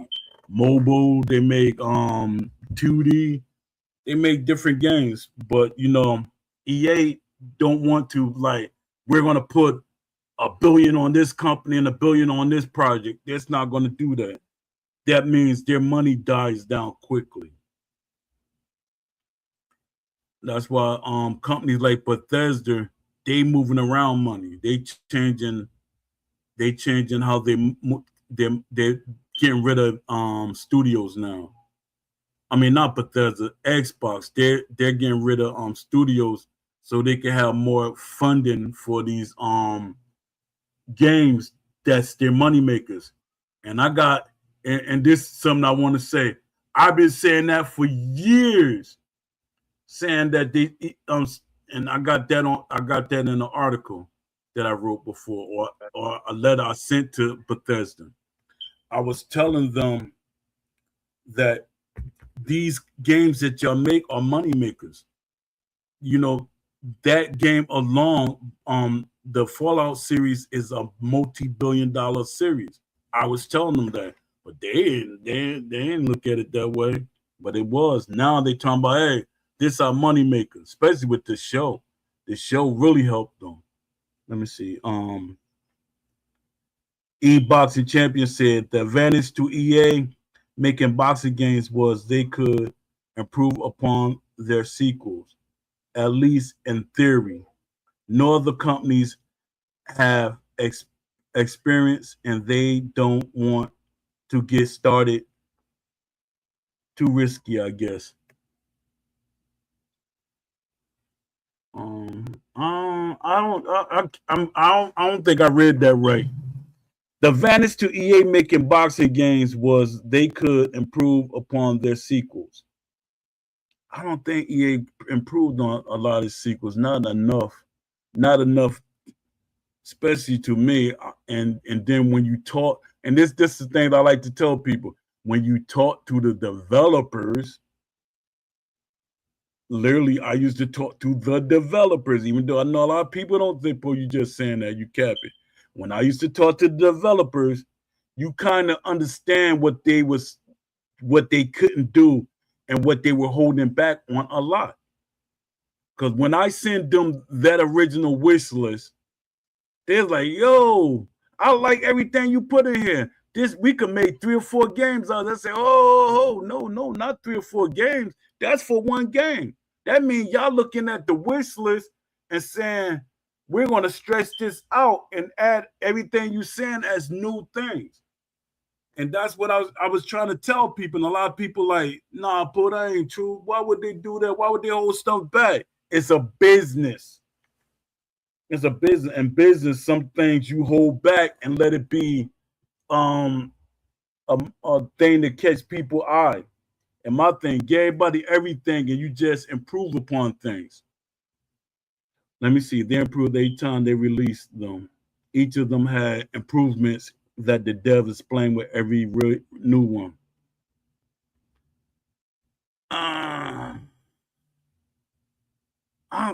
See, when I look at all the EA boxing games, like when the Knockout Kings and the Fight Night series, I said it's some things that some of them did better, but some of them seemed like they went backwards. We used to always tell that to the developer. We said it seemed like y'all took 2 steps forward and 4 steps backwards. So that means it's like y'all took something off, like y'all did just enough to get our attention, but then it's like you stopped there. And that's what I mean when I be like 2 steps forward and 2 steps backwards. I don't see nothing that was like groundbreaking to me. Yes, Fight Night Champion did some things great, but it just did enough that I was like, nah, man. And that's what a lot of people, that's why the game did not sell well. You know, people keep telling me, no, Poe, it didn't sell well because of UFC and MMA was out. That's not. UFC and MMA came out 2 or 3 years later. So that had nothing to do with Fight Night Champion. What did happen with Fight Night Champion? Everybody expected more. And when the people that's why they stopped letting people, for a while, they stopped letting people come up there and see the video game early. You know, when people went up there and they came back and told me, and they're like, don't say nothing, Poe. Nah, man. When people was like, Poe, why you quit and stuff? And I said, because the game is garbage. And a lot of people, like, it went like wildfire. A lot of people was like, you don't like what the game is going to be? I said, nah, man, it's garbage.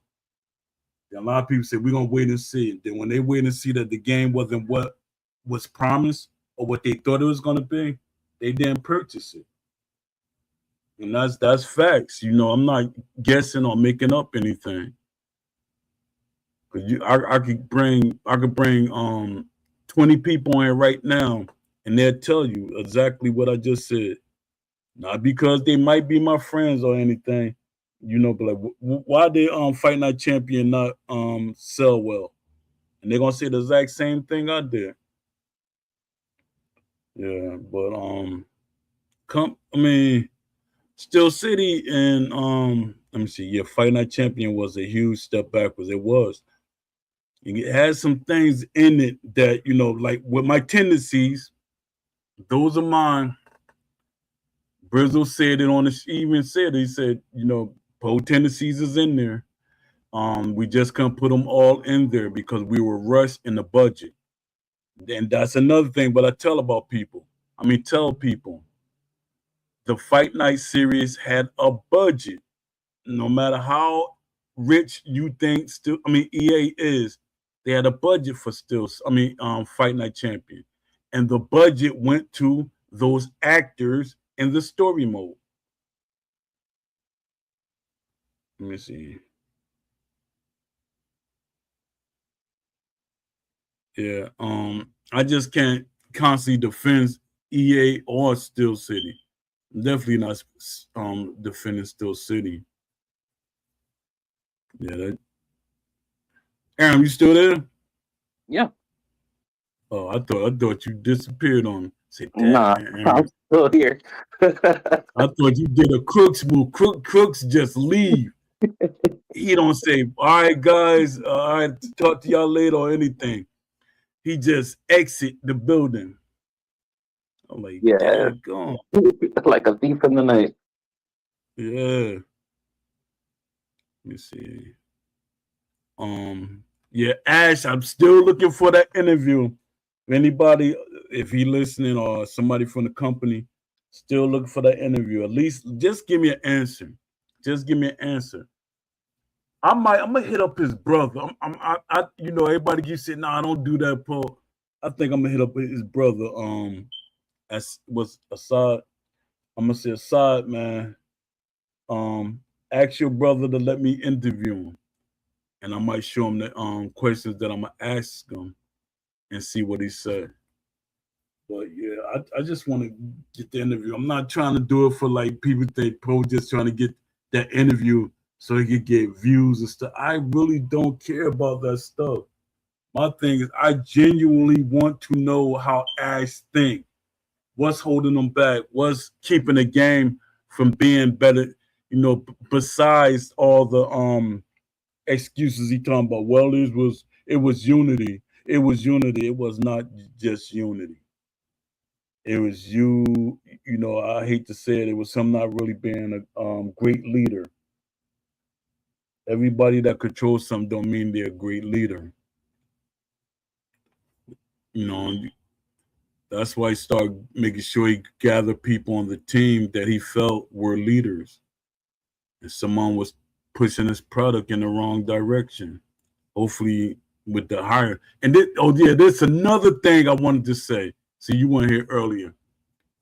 Ash said like 2 years in, I think 1 or 2 years in his in development of the game, he said at that time he had hires from 2K, I mean from EA 2K, and what's the name of the other company? I don't know why my mind went blank there. What'd you say? Rockstar. Yeah, Rockstar. He said he had some hires back then.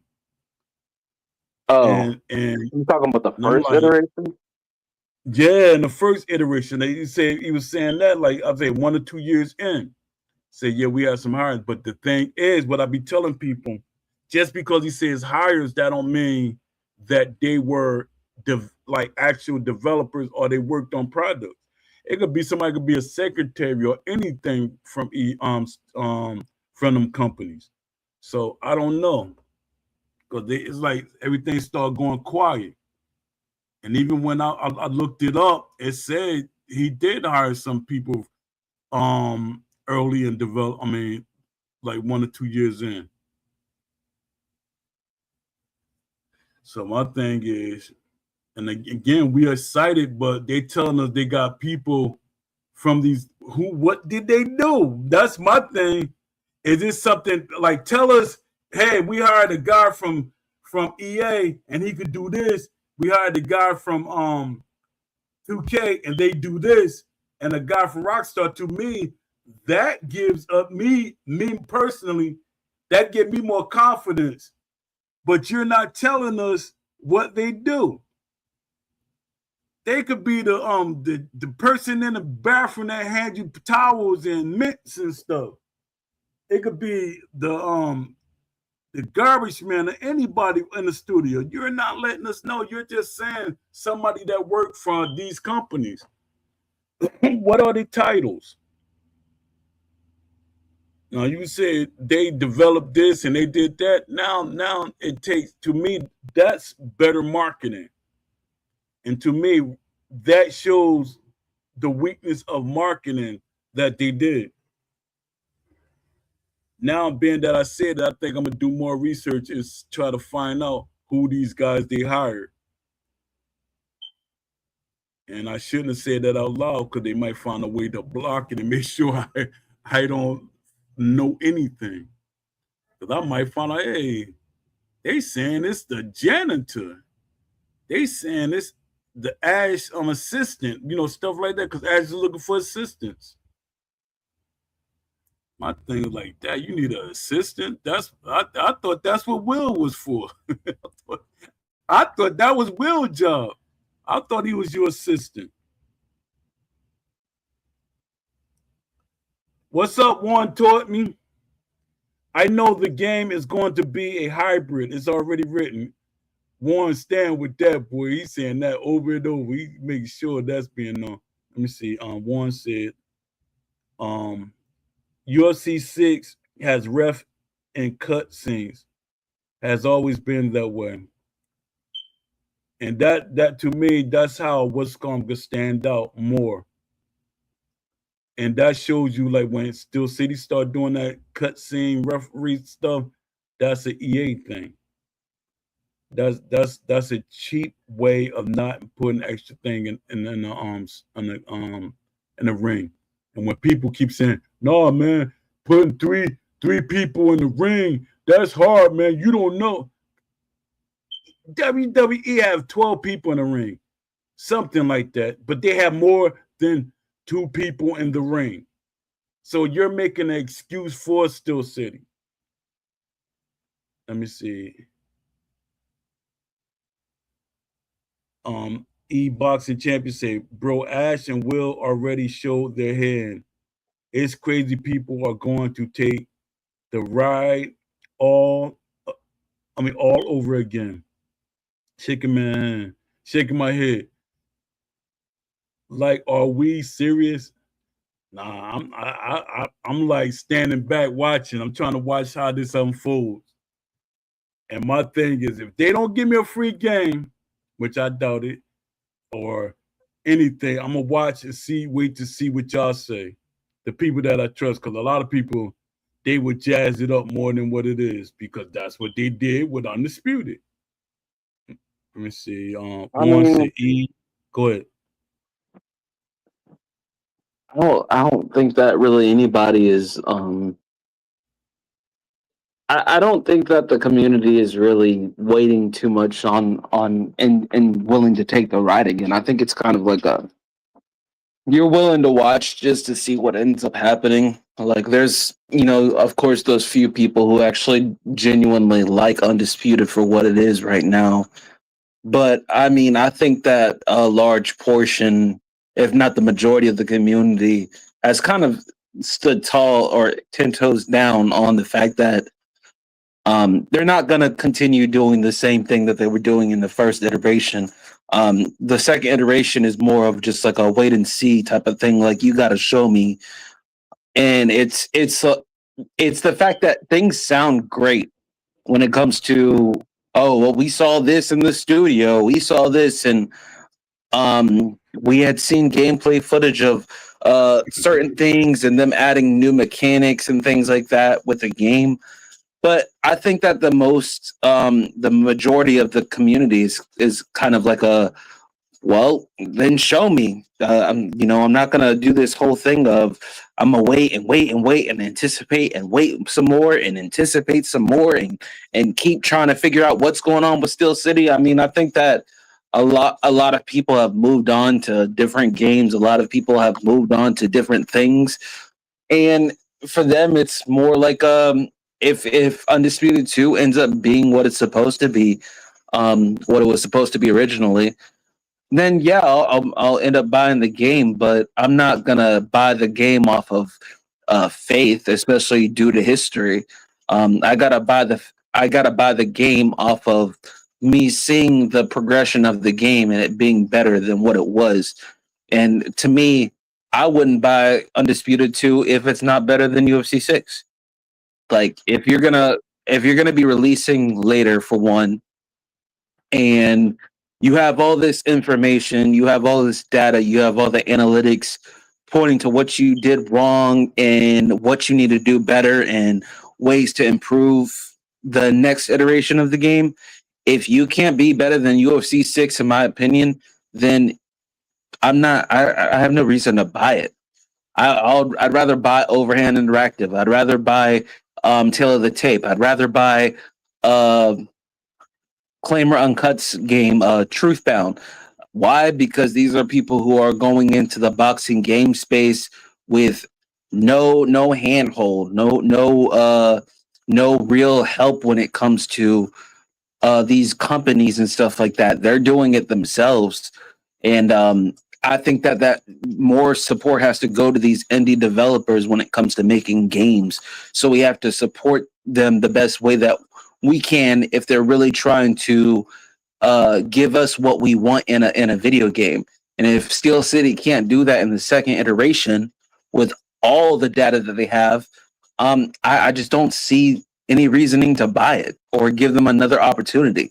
Like, if it doesn't look the way that it's supposed to, if it doesn't play the way it's supposed to, if there's issues and the boxing isn't up to par to where it needs to be in order for us to consider it a boxing game, and it's a hybrid or it's a half bred, like, then I don't see the reasoning to support Steel City anymore, even if it's just their second iteration. You gotta show me that you're gonna be better than this. You gotta show me what you're gonna do better. You gotta show me when it comes to this game. You gotta show me how much better you can be and what you can do with these new devs on your team. Otherwise, I don't have any reason personally to support Steel City. I'd rather support indie dev who's doing their best to represent the sport accurately. So you're not like when the game come out, are you gonna buy it or are you gonna wait? I'm gonna wait. You're gonna wait to play. If you play the demo, you still gonna wait even after the demo. I mean, if the demo's free. Yeah. I'm not buying a demo. I'm not even buying an early access. Like, I have, and I don't have a what's that word? I don't have a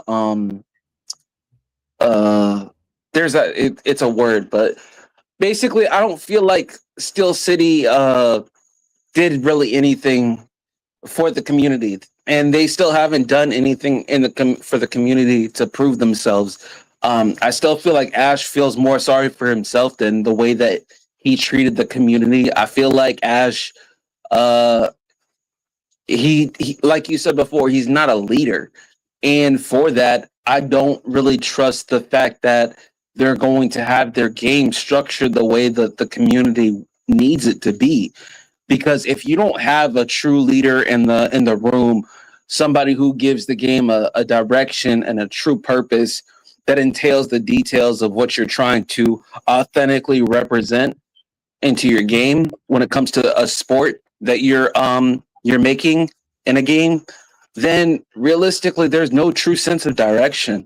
And until I see that Steel City gives this game some life, gives this game a purpose, and that purpose being the boxing game that, you know, the community has demanded, then I don't really have any true kind of connection when it comes to Steel City in regards to, I feel like I need to buy Undisputed 2. I don't feel like I need to buy it. I don't feel like I'm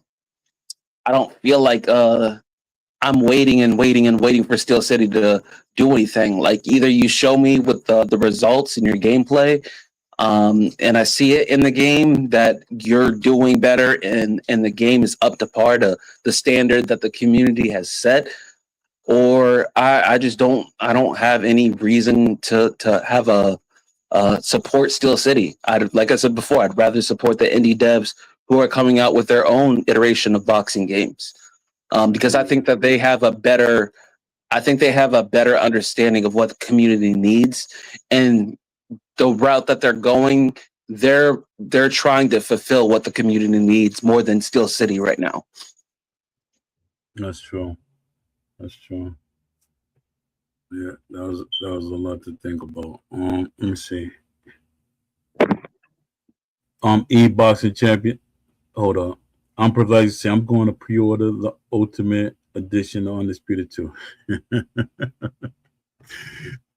You troll. I know you trolling, man. I will listen to Precisely for nothing.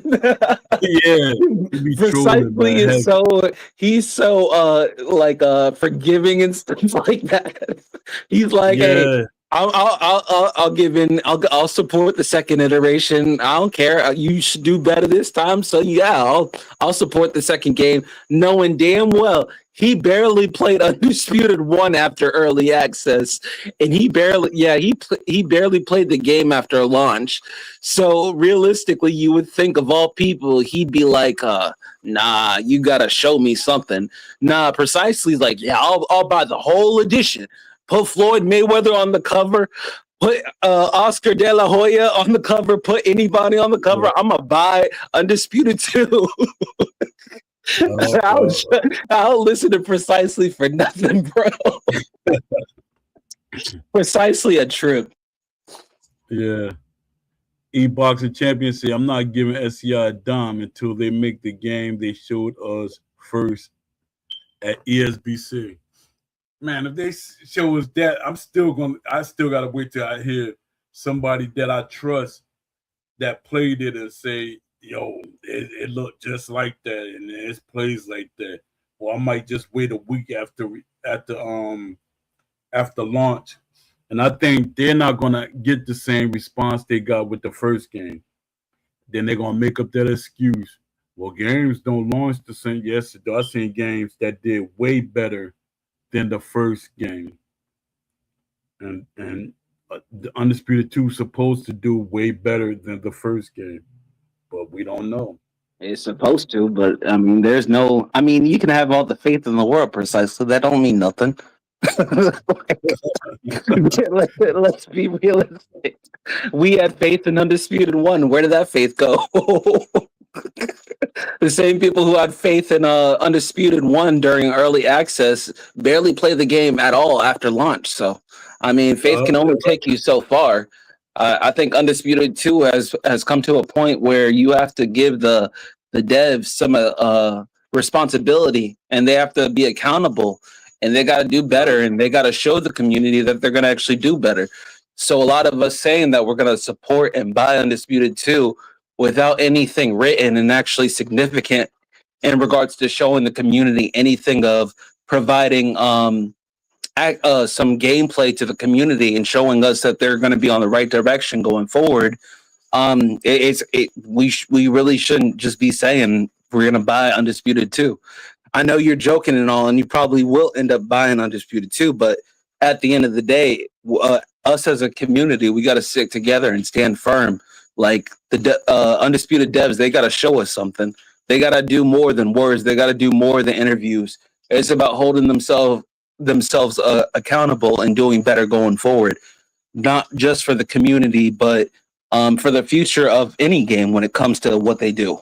Because if they don't show us that they're going to improve and it's going to be what they had given us in regards to the original vision that steered this whole ship forward, if they don't give us anything like that, then I mean, realistically, there's no real reason for me personally to support Undisputed 2, Undisputed 3, Undisputed, whatever. It really don't matter to me. Yeah. What's going on? Precisely said, bro. No, he said, it's hilarious. It's gonna be hilarious if the game exceeds everyone's expectations. Yeah, it is gonna be funny. I'm gonna be happy. I'm gonna be happy. I want to be wrong. I say it. I always tell everybody I want to be wrong. If the game exceeds, shit. If the game exceeds our expectations, that's good. That's what we want. That's a plus. Like, we don't want them to fail. It's just they failed so hard right now that it's kind of like you can't just give them this expectation that they're going to do better because we're on a new engine. Oh, we're on Unreal Engine and we're doing things differently. We have all these devs that we brought into the studio. Like we can't just expect them automatically to change and do better going forward and giving us the boxing game that we want in the second iteration just because of benefit, just because it's the experience that they learned along the way. I mean, that doesn't mean anything, especially if they don't hold themselves accountable. So realistically, we can say, oh, well, they have a lot of, they've got a wealth of knowledge and a lot of experience, and now brought more experienced devs into the team. That doesn't mean nothing without results. And we have not seen any results yet. So you really can't be saying much.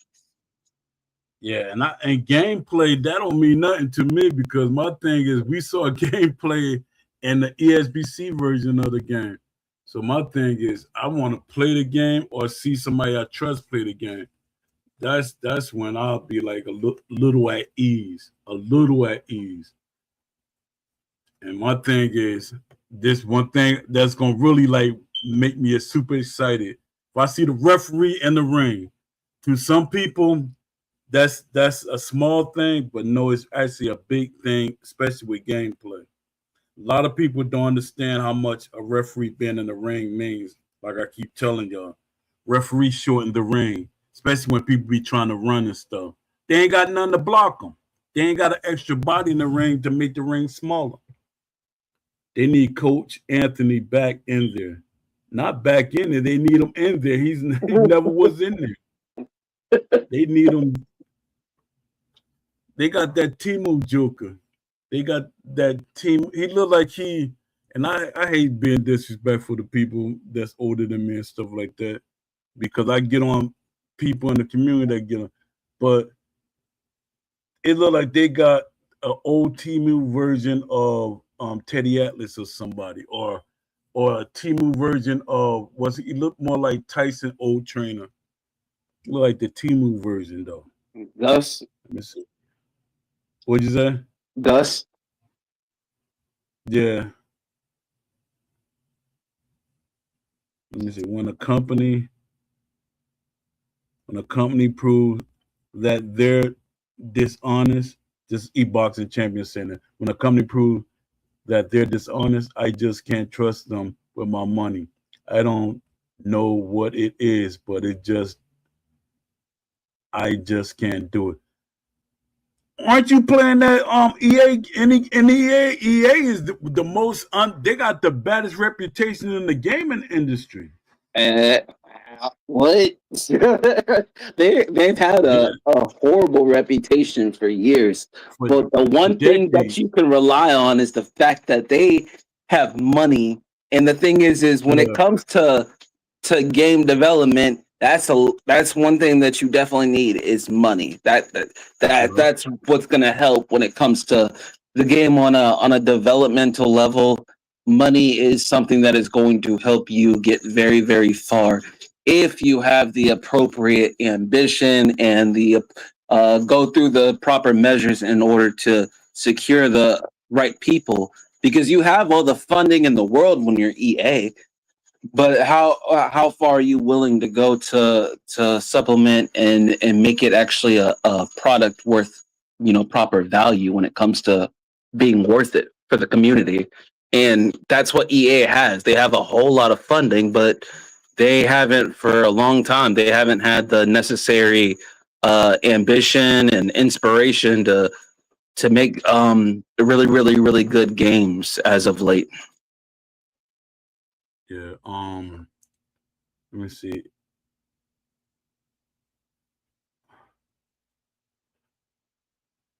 Oh, I'm precisely said ESBC looked visually though, and the gameplay was clunky.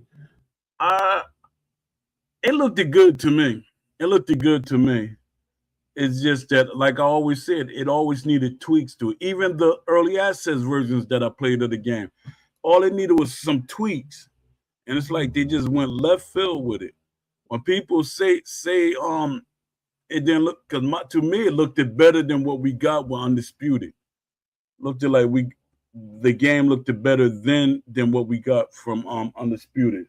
Just that if we got that version to play with, even though some people say it looked clunky, I think nobody would really had a lot of major things to say.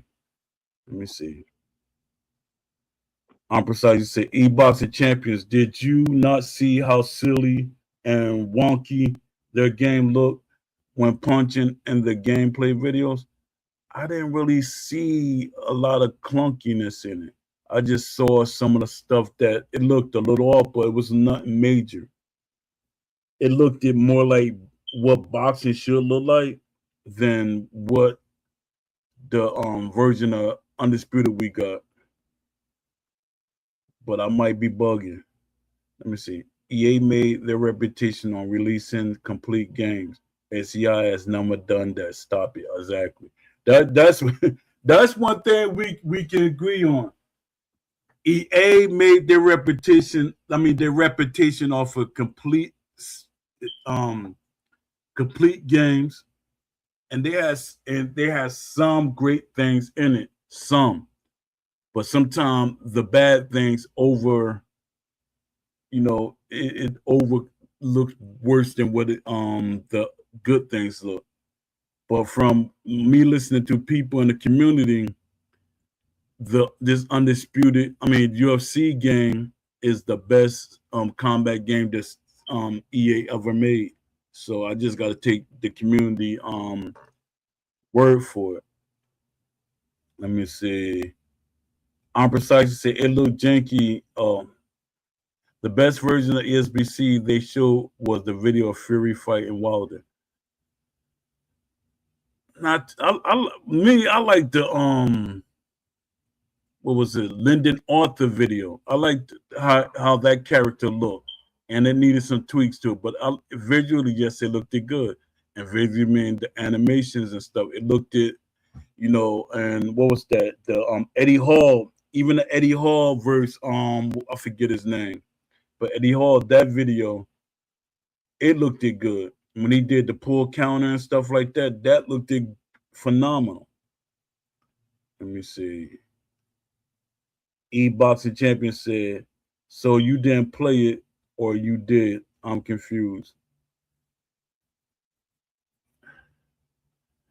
No, but I'm going off of that was actual gameplay, and I'm going off of. Now, this one time, I'm going off of what Fanatical them said.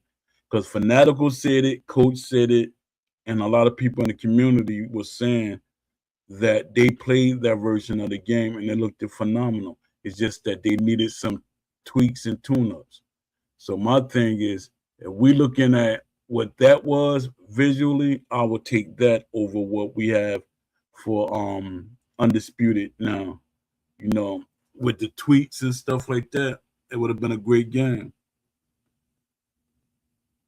Dog, the game looks stiff.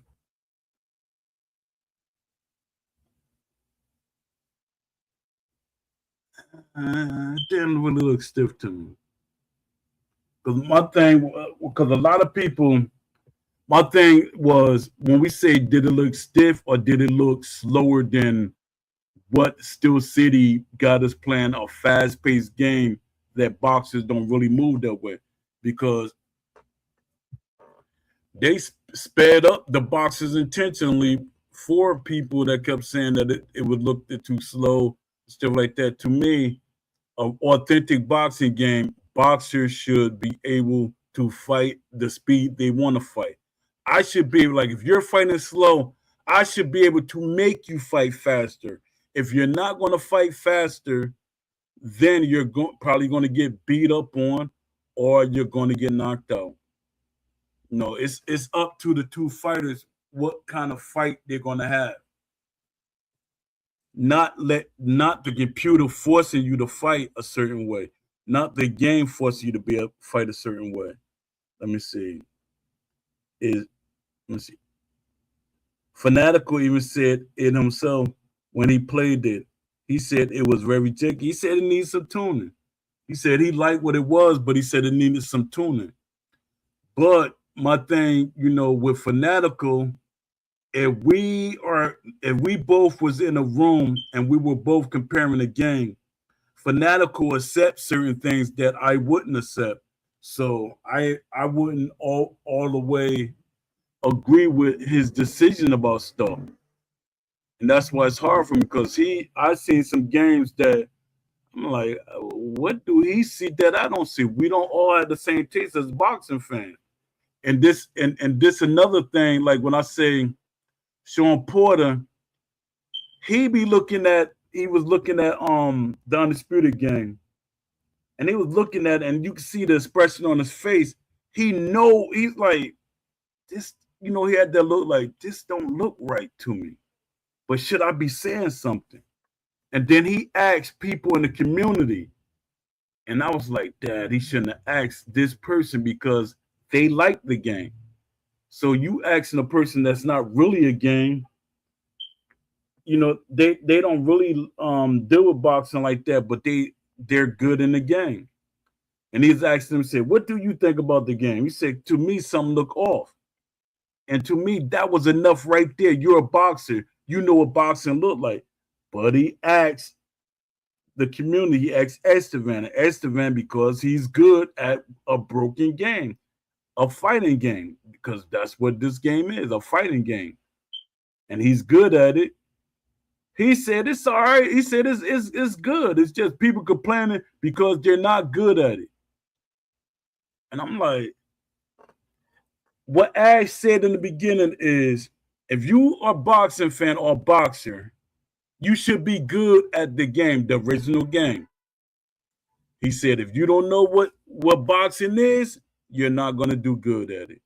But you should be able to learn. He said, I don't have to play S. It's very obvious by the videos that the game looked janky.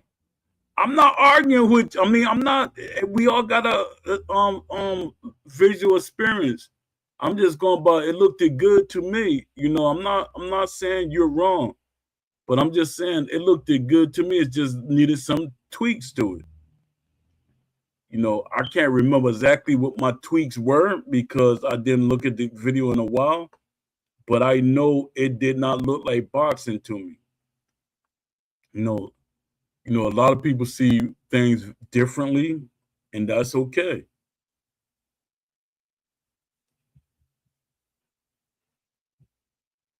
Oh, okay. Let me see what esports boxing said that y'all going back and forth. Esports boxing said, I'm precising is trying to offer his firsthand experience on the gameplay.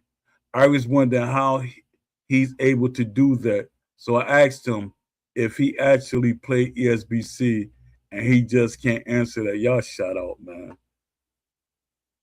Yo, y'all two of the people in the community, y'all entertainers though.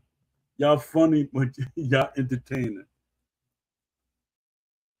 Yeah, I'm like, it's okay to have our own view or something, and that's what I try to tell the community. And there's a guy was arguing with, I won't say argument, we had a disagreement because he didn't ban me yet block me or anything, but we're just having a disagreement because he's trying to tell me what I should like in a game. And he said, see, they call hardcore and Call of Duty. I said, we're talking about a sports game and we're talking about a military shooter. That's two different versions of what hardcore is. That's two different. One is a sport and one is a military shooter. Stop using those examples for a sports game. And they telling me it's a play style. Play style and play mode can literally be the same thing. But he was trying to redefine what I was saying so he could debunk what I was saying. And I was like, yo, man, I said, it's really not, that serious that you trying to do all of this because you're trying to make me think the way you think. My thing is, I'm not trying to make everybody think the way I think. I'm trying to make sure everybody is represented in a game. That's why I say options. But I say by you trying to defend and attack me, that means you're not for options. That means you want the game to be arcadey in one way. I don't. I agree. The game looked amazing visually, but if you know boxing, you know darn well those punches look terrible and sloppy. Stevie Wonder can see that, man, come on. See, man, now let me see, could I pull that video up? I hope it don't freeze up my computer. We're about to watch that video. I got it. It used. Let me see if it's still there. You flicking a lighter, man? I know you like. How do you hear that? Yeah, long as you smoking the right thing. Oh, I am. Okay, I got 4 kids. I gotta smoke.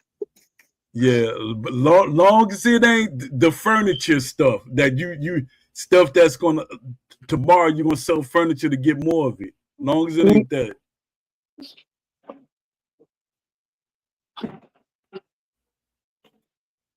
Yeah, I got you. Yeah, the cornstarch. Let me see. Dad, I don't got that. Let me see. That should be in my. Oh, there you go. It's the official alpha video. This. Let me see.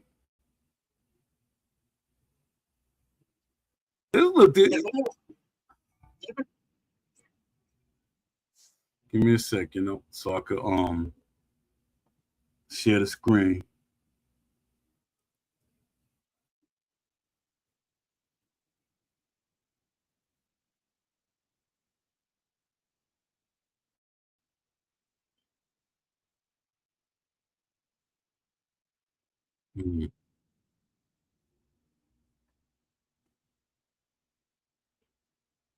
Yeah, all right. We're about to see something. In this video, we're going to take you through the gameplay mechanics within ESBC. Bear in mind that none of it's final. It's still in alpha stages.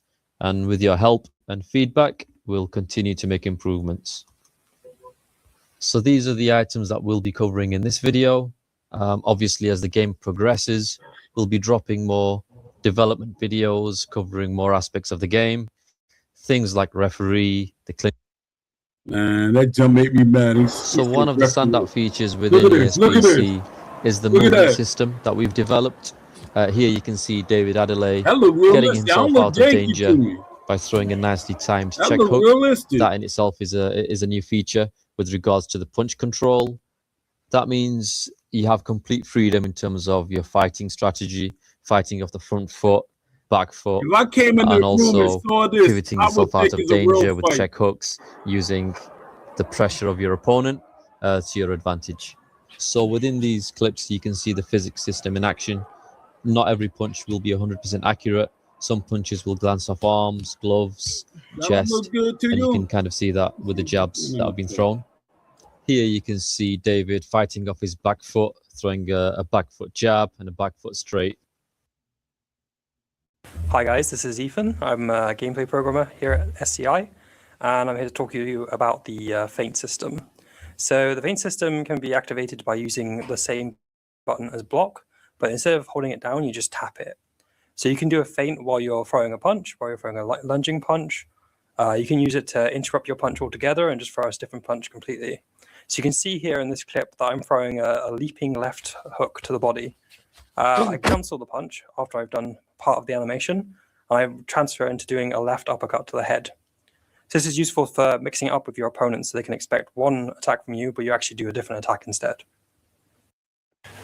Hi, I'm Andy Turner. I'm the art director at SCI. Thought I'd just give you a quick overview of animation systems. So our movement system was really fast and fluid.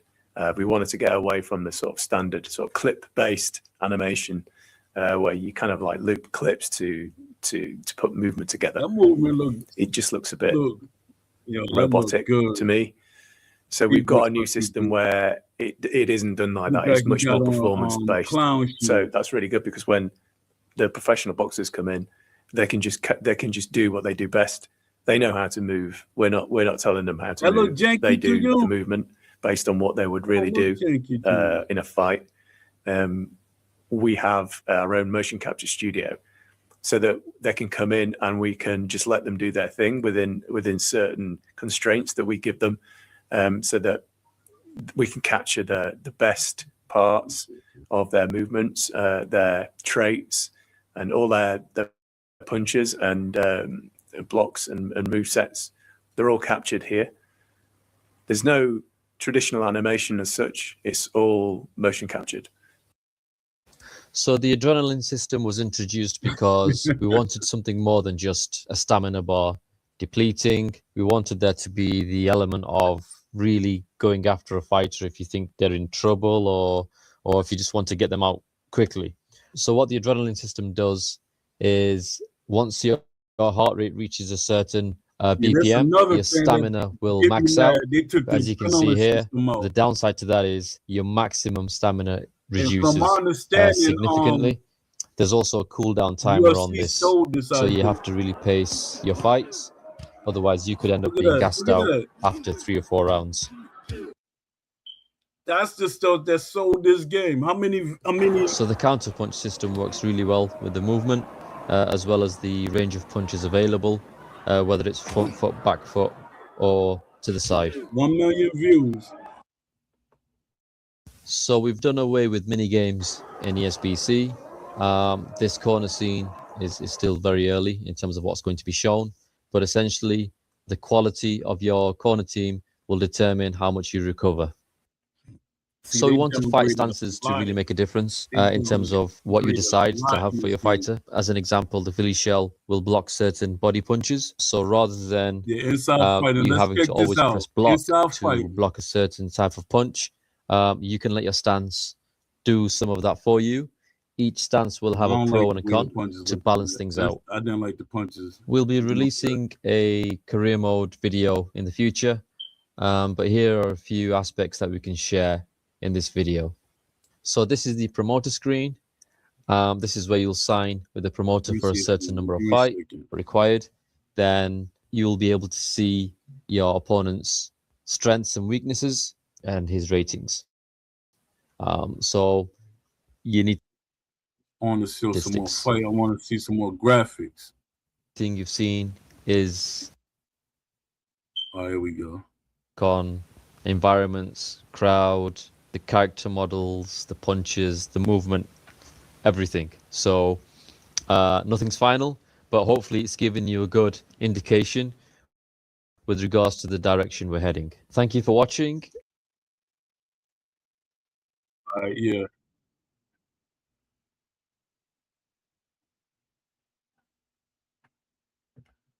Yeah, that looked good to me, but you know, everybody got their own opinions. It looked good. That looked good to me. What's up, Crooks?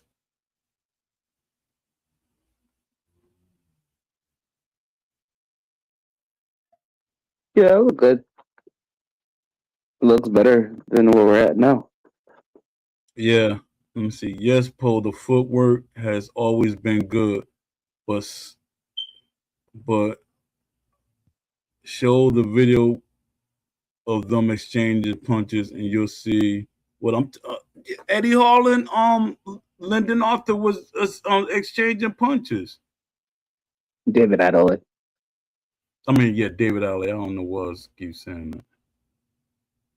The presentation of the UI looks so much better. Wow, it did. Yeah, I mean, and there's moments of during that whole what do you call it? That whole presentation where you can just see basically like the way that the game was originally supposed to be. And there was a lot more ambition. There was a lot more. It seemed like they were heading in a more. It's their game, and they're making it for the boxing community. It seemed like that was kind of just it was kind of like the aura, basically, that they were trying to cascade when it came to presenting everything. I mean, the feints look better. The Joe Frazier body hooks, I've never really been a fan of. I'm not even gonna lie. With everybody having the same animations when it comes to the body hooks that they decided to do for launch. But originally, whenever it was early access, not everybody had those Joe Frazier body hooks and things like that. So, I mean, you can definitely tell during the after the ESBC name change and after more investors started coming into the line of work that the vision basically just changed. A lot of things changed. I mean, the footwork has always been good, like precisely as said. It's always been probably one of the biggest things when it comes to the overall game. It was supposed to be different. Is the footwork, and they capitalized. The footwork is the best footwork realistically we have in a combat sports game. But when it comes to the way that it ended and launched being what it is now, it's so far. It's like two worlds apart. Just just the way that the game is now to where it used to be and where the hope was before. Like it's just crazy how drastic and sudden the change happened. Yeah, that's true. See, this video is 5 years ago. Will came in the studio right after this video. So that kind of be like, hold up. It changed after he came there. It's like he came in and changed the whole direction. Oh God, here we go.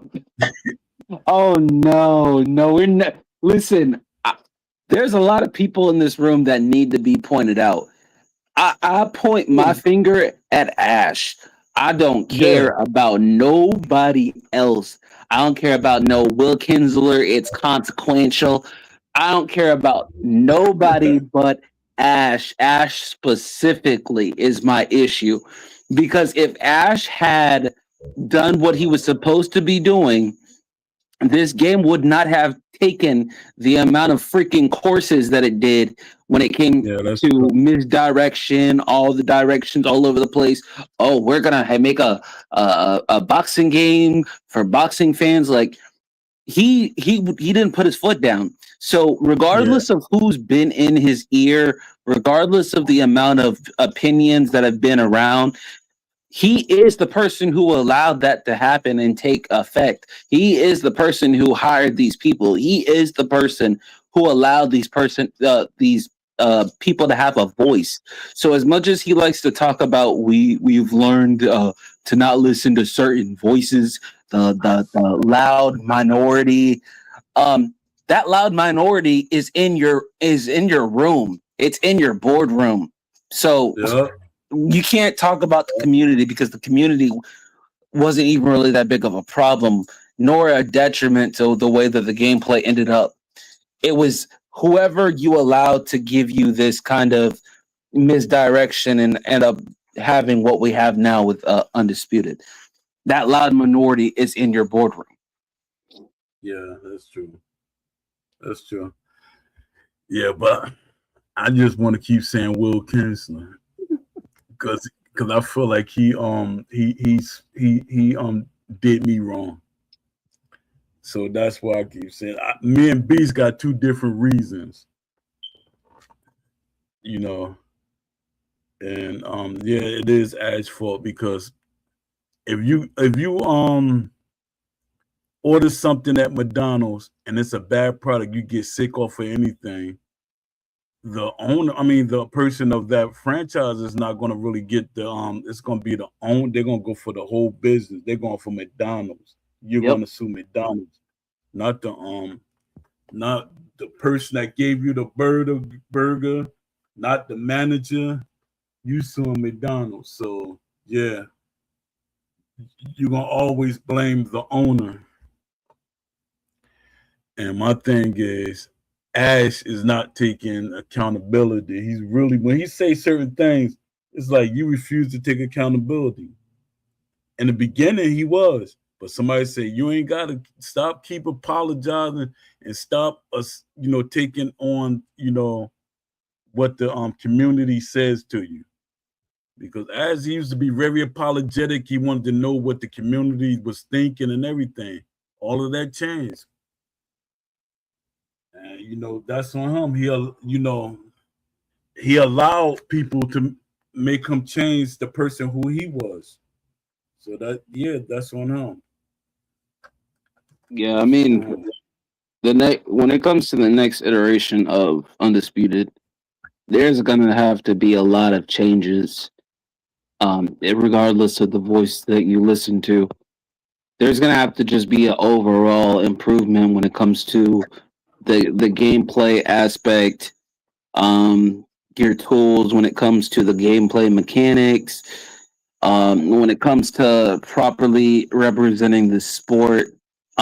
You made your niche. You have tried to put yourself basically as the point of reference when it comes to boxing video games, because when Sibi decided to go on Twitter and be like, well, there is a boxing game. We have over so and so boxers in our video game, and guess what? We have a boxing video game. So we represent the sport of boxing.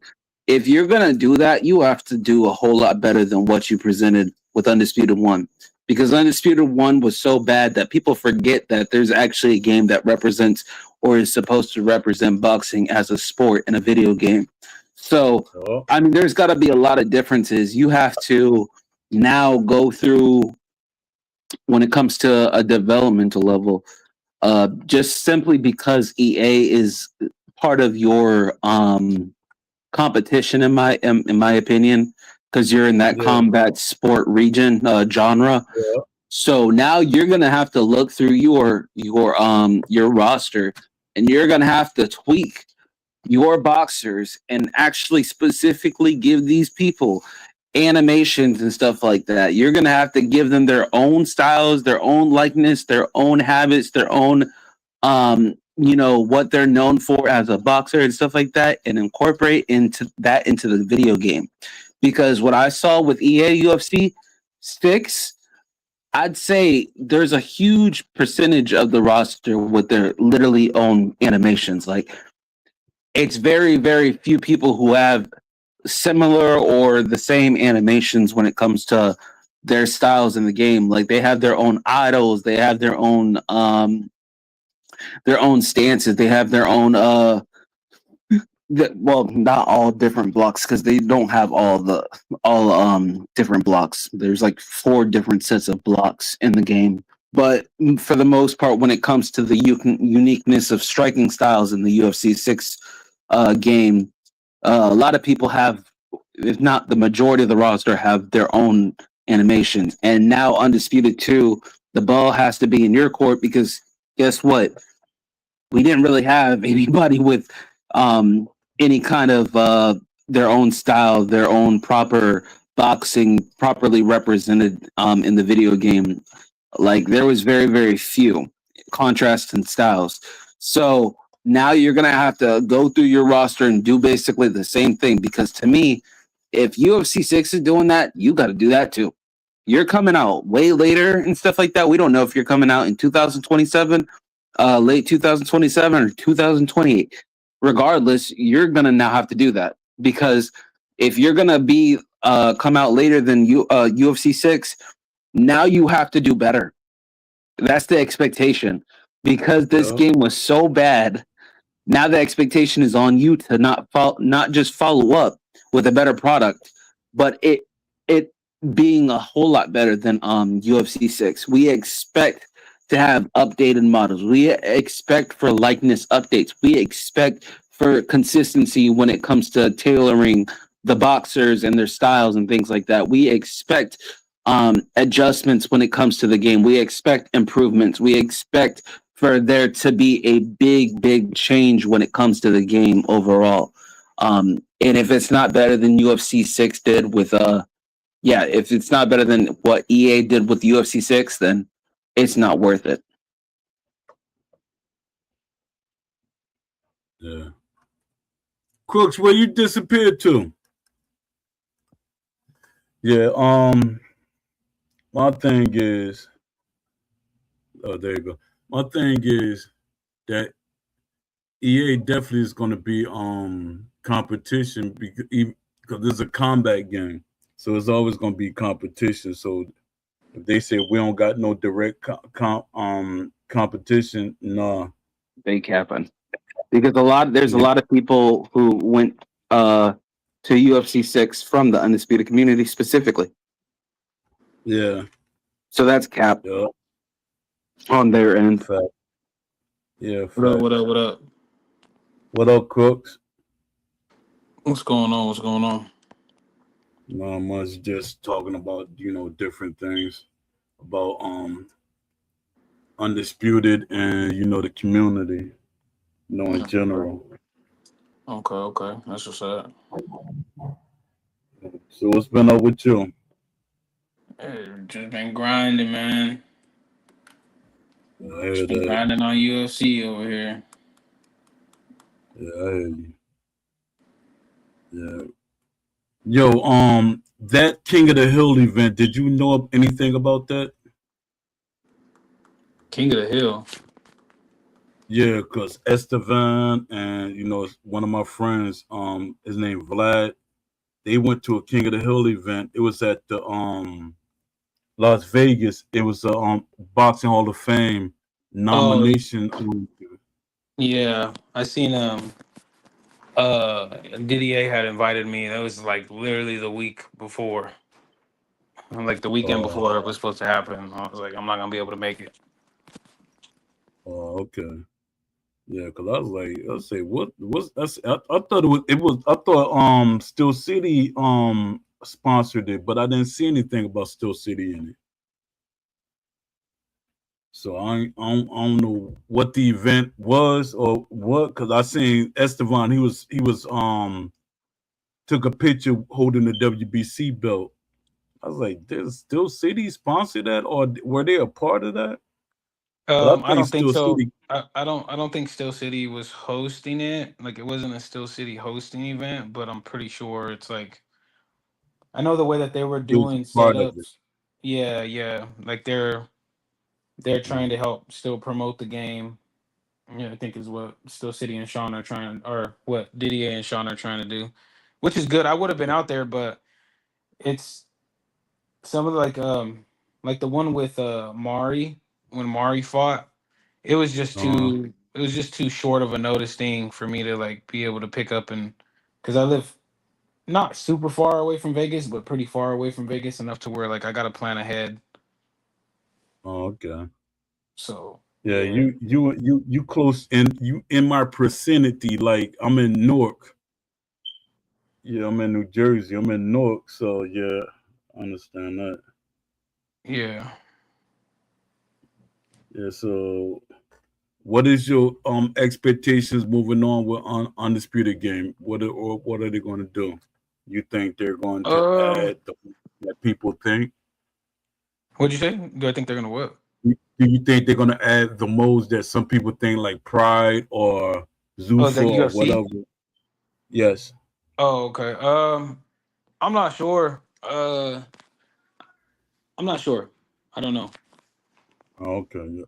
That's a good answer, because you don't want to put yourself. I don't know. I'm not going to say nothing. I'm not going to assume nothing or anything. But yeah, that's a good answer.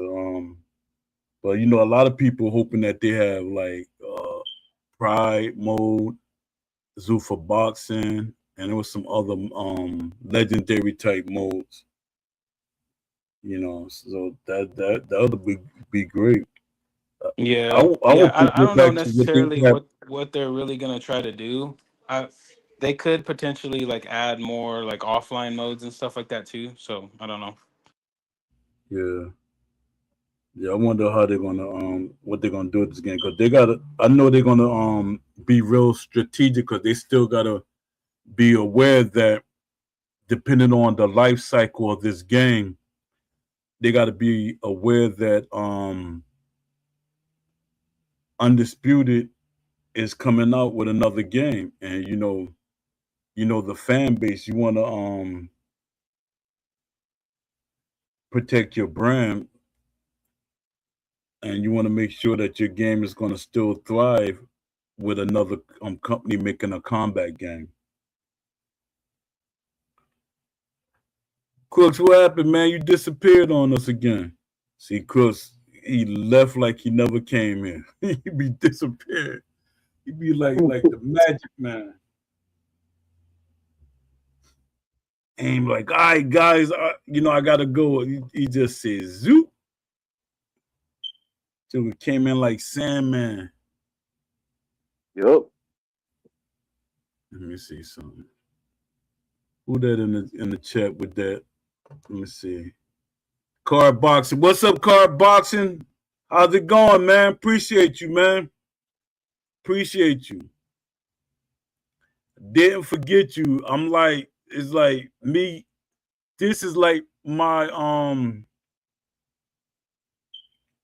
like sometimes I'll be moping and I'd be trying to break myself out of it because my wife and my son, they try to get me moving, and my cousin, peace and blessings to my cousin, Boo, they make sure that I'm out and about because, I was close to my mother. Like, I was literally close to my mother.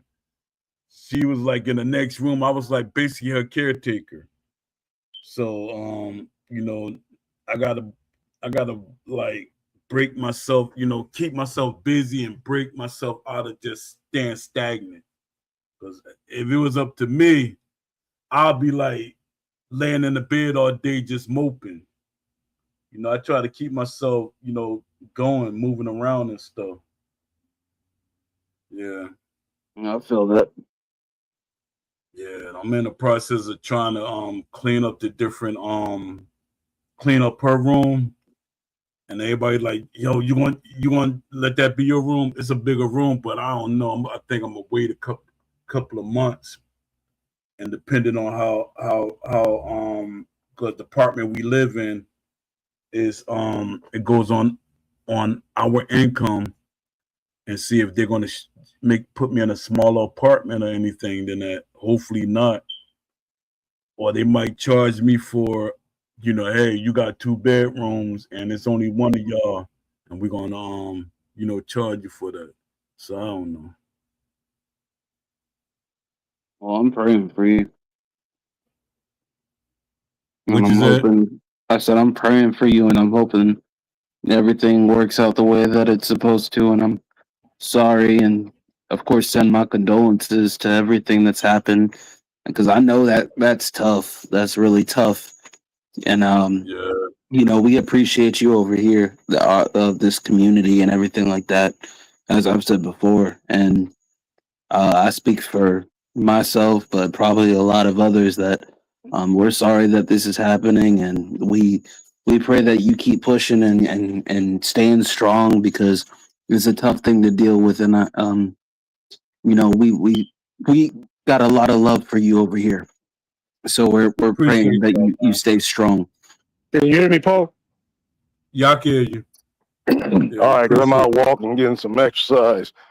Okay. But truth be told, man, I don't know, I was riding over to the Illinois side, and I got to the gas station, man. I sat there with the door open, just went through a real sad moment, thinking about my mother.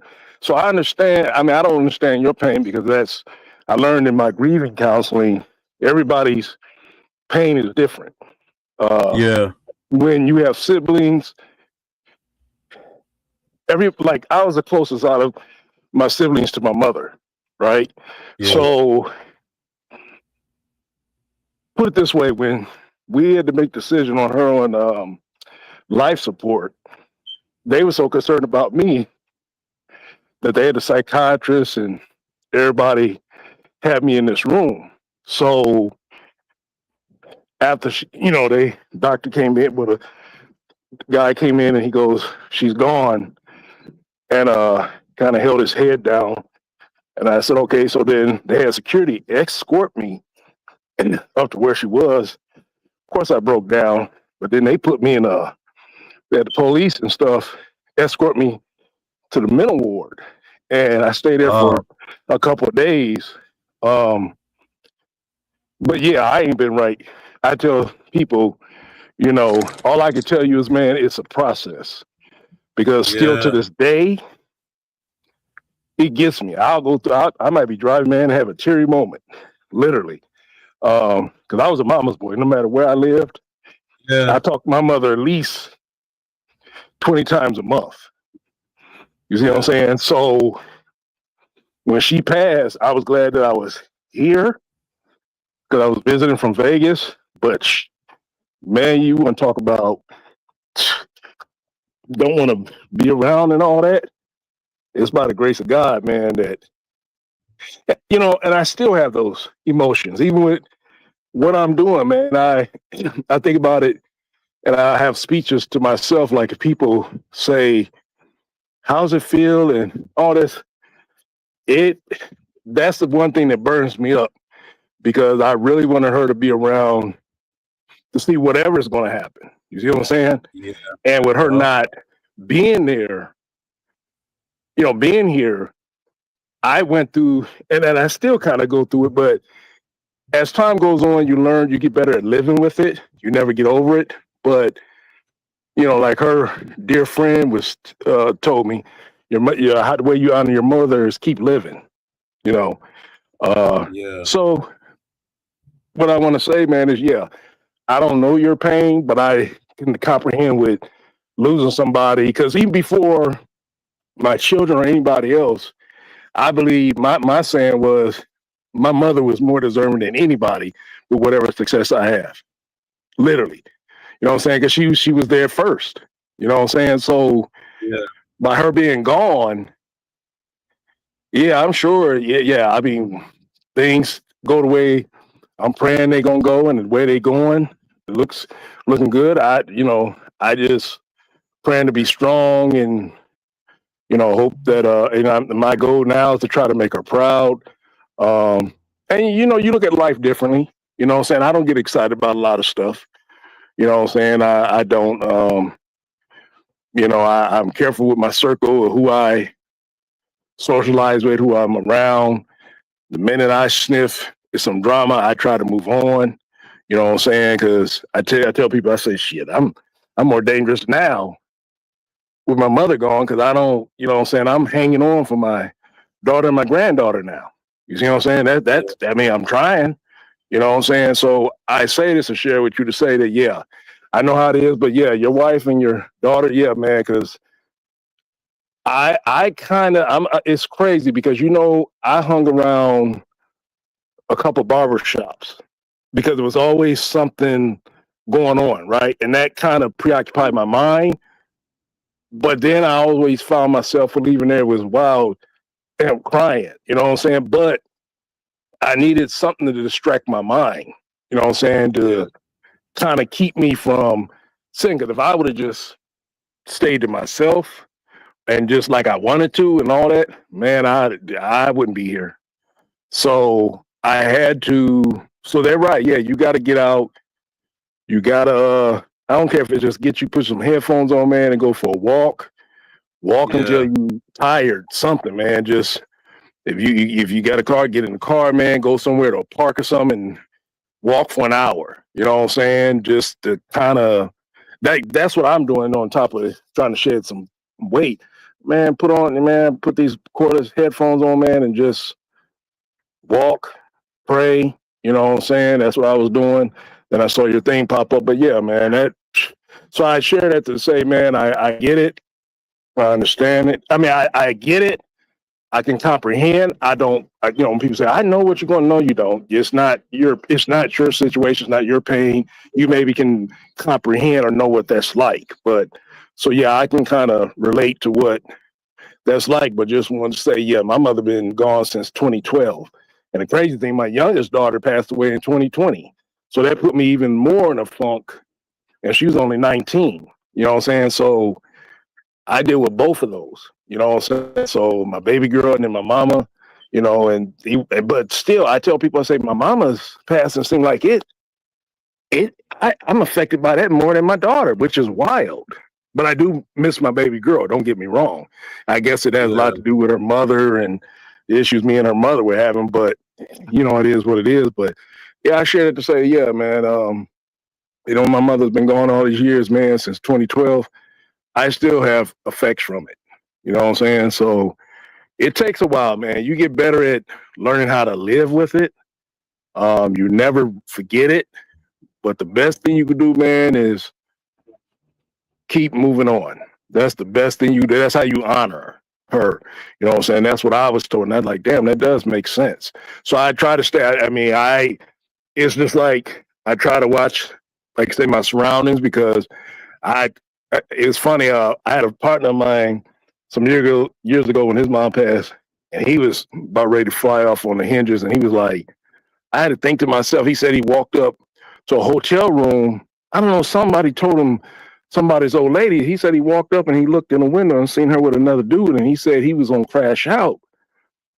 And he said, man, my mama didn't birth me in this world to be sitting in somebody's penitentiary. And he walked away. So I said, whew. So when I think about that, I say the same thing. So I just say, you know, you definitely want to get around some positive stuff. You definitely want to get around people that you believe are, you know, genuine people.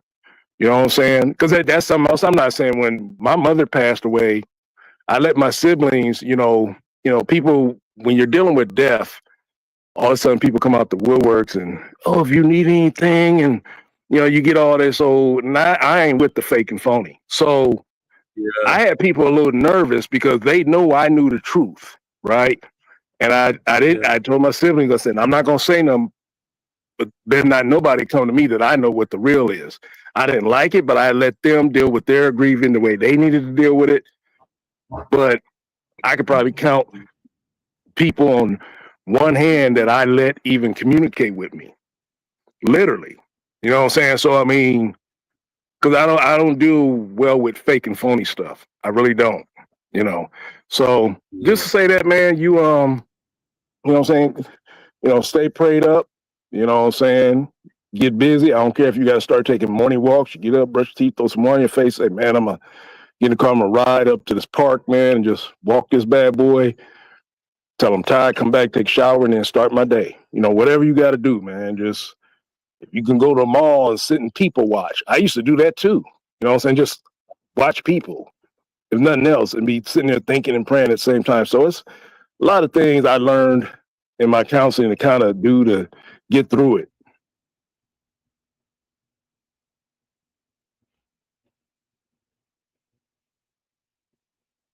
You still there?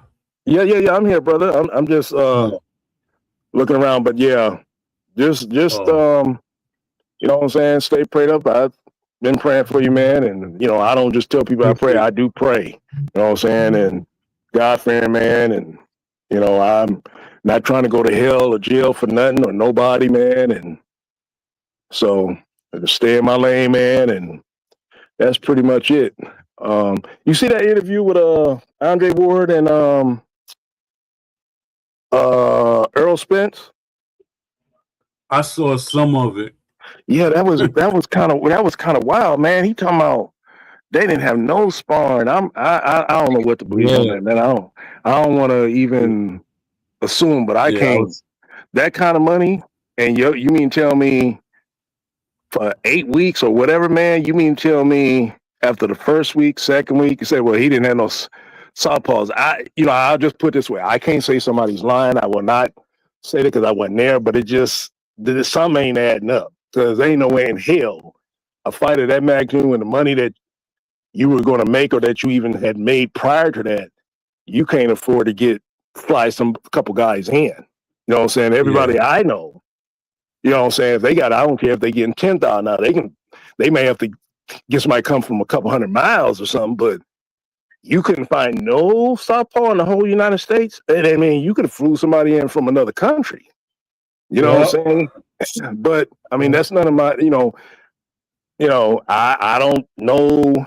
He was saying a whole lot of stuff. And I'm like, the thing I don't like about that is when a person says that, are you trying to take away from what the other person did? Because I'm waiting to see what Terrence going to say. You know what I'm saying? Like, wait a minute, dude. Don't be trying to come and say all that. But, it's neither here nor there, man, because I'm like this, man. When a person gets to talking like that, I say, you're a fighter. You've been around the game long enough. And ain't no way anybody in their right mind wouldn't have went in no fight that's that important and not be prepared. That ain't making sense. There's more to that. I want to say it's more to that, but I don't, I have, like I say, can't say somebody totally lying, but maybe there was friction, and it is hard. I do know people, when there's friction with the trainers, it's kind of hard if you've already been 3 weeks in or whatever to kind of break, because, any disturbance like that can throw things off. But I don't know, man. I don't know, man. I think some of it has to do with Earl, because Earl was a drinker back then. Yeah. That's why I said it's more. It has to be more to it, because I can't see a trainer. First of all, most trainers, even if they just in it for the money, they know if you win, it's going to keep them paid. And no trainer wants to look bad, because understand, even though they're not in there fighting, that's on them. You know what I'm saying? That people say, man, he didn't know what he was doing. You hear him giving them a strike. He wasn't talking, you get people saying, and sometimes that's the divide and conquer. But yeah, I was hearing about the drinking and all the partying, doing all this other stuff. And, so, but it is what it is, man. I just, even like Broner, but the thing with him, the thing that I'm looking at, he talking about, I'm hearing things like, I can come back, I can shake this off. No, you can't. Nobody beats Father Time with you abusing your body like that. And you're damn near 30, you're 36, going on 37. Dude, that career is done. You untore your body down. You walk around looking like you're pregnant. Yeah, you can't. That's done. And, even with that, man, you pray for people like that, man. It's not so much for me to be bashing them and he ain't this, because you know what? That's something he got to deal with. That's not my problem. I'm making a comment on it, but it is, you do shake your head, but I hope that people that are seeing that stuff are learning from it. You see what I'm saying? Because it's something to learn. Yeah. You know what I'm saying?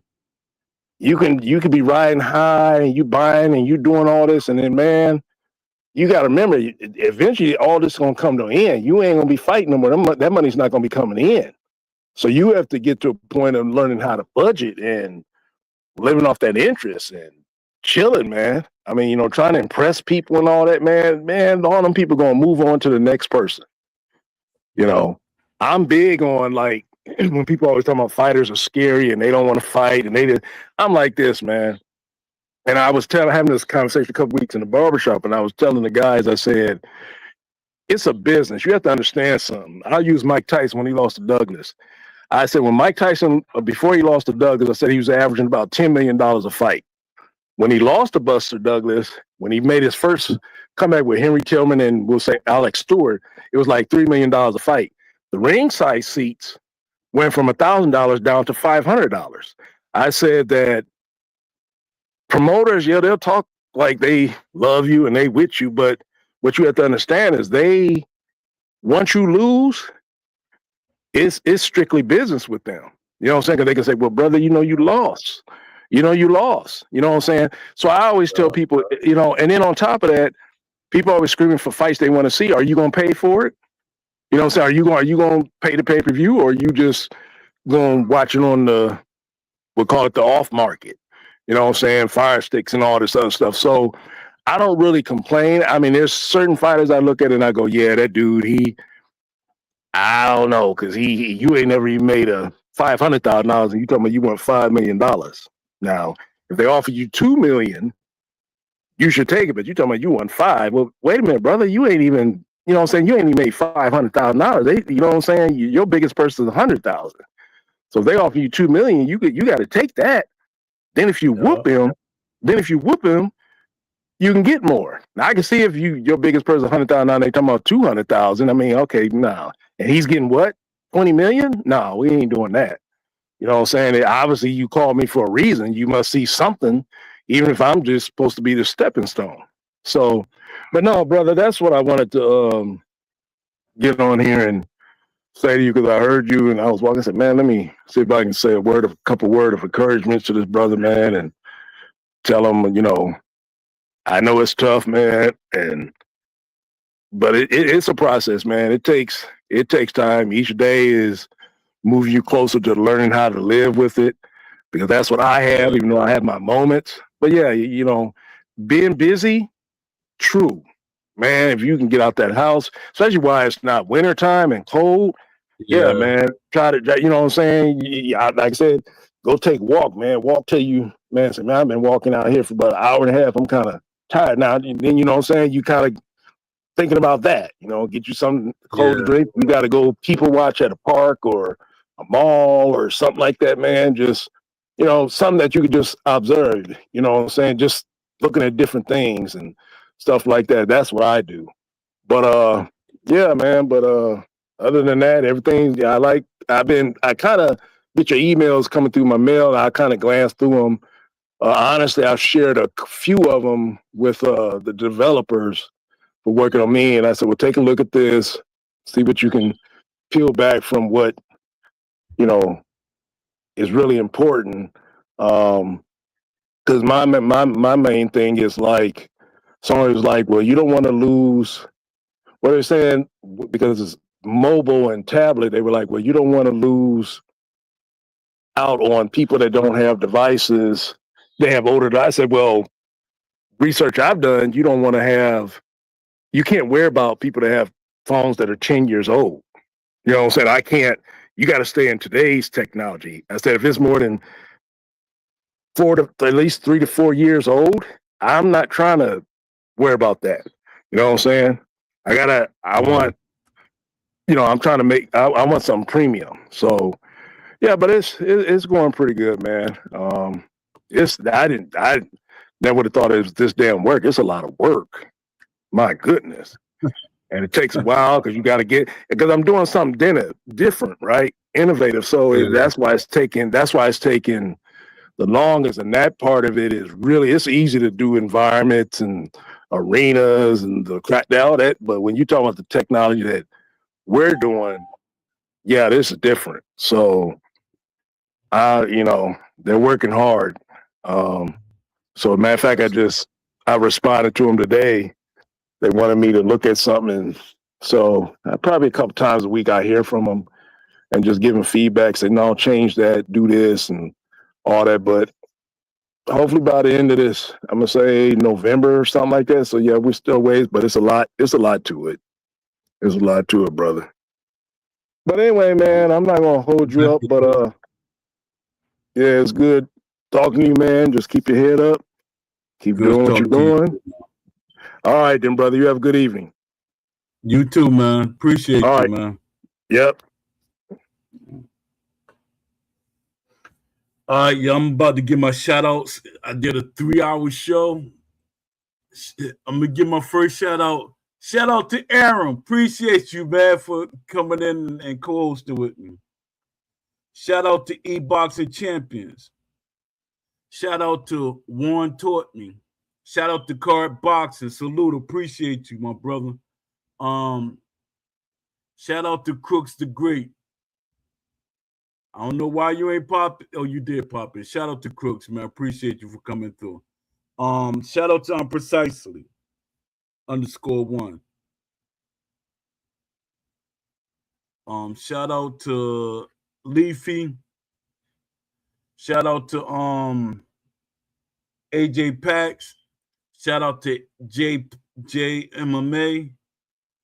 Shout out to JX Shep. Let me know, man. At least ask him and let me know if he said no or not. And the consensus is you're gonna say he said no and you didn't ask him. No, I'm just playing. But let me know, man. Or if you don't want to ask him, ask CB to ask him. Or if CB's listening to this show, ask Ash Habib, would he do an interview? Let me interview him. Or he could read the questions that I have on my blog, and he could answer them, that way. He ain't even got to he don't literally have to let me physically interview him, even though I would love to physically interview him. That sounds weird. But I would like to interview him.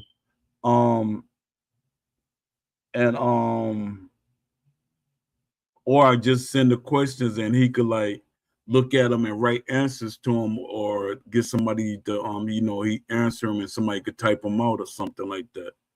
You know, to me, it'll be great marketing. Since y'all like marketing, I think that would be great for y'all. Let me see. Well, shout out to the Wishlist Mafia. You know, shout out to Papanosis. Shout out to Vlad. Shout out to PLO 617. Shout out to Blaster X1. Shout out to that I know I'm forgetting somebody that I'll usually Shaolin Phrase. Shout out to Shaolin Phrase. Shout out to Don D205.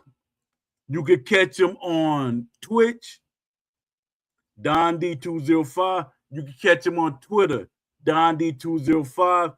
You can catch him on Instagram, Don D205 TV. Support him.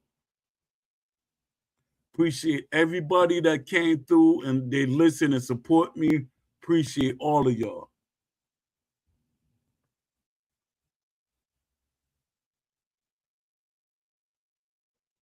Yeah, I want to do that interview, but I accept anything they said the way they want to set it up, any way they want to set up, just to get some answers that, you know, that the other people, they're not asking for answers. And my thing is, even with the questions that I got set up, it's like, if he answered it this way, come back with something else. Because I don't want a soft interview, but hopefully we get it. I mean, get the interview we want. All right, shout out to everybody. Appreciate y'all, man. Appreciate all of y'all, man. Mad love to y'all, man. Until the next show, peace.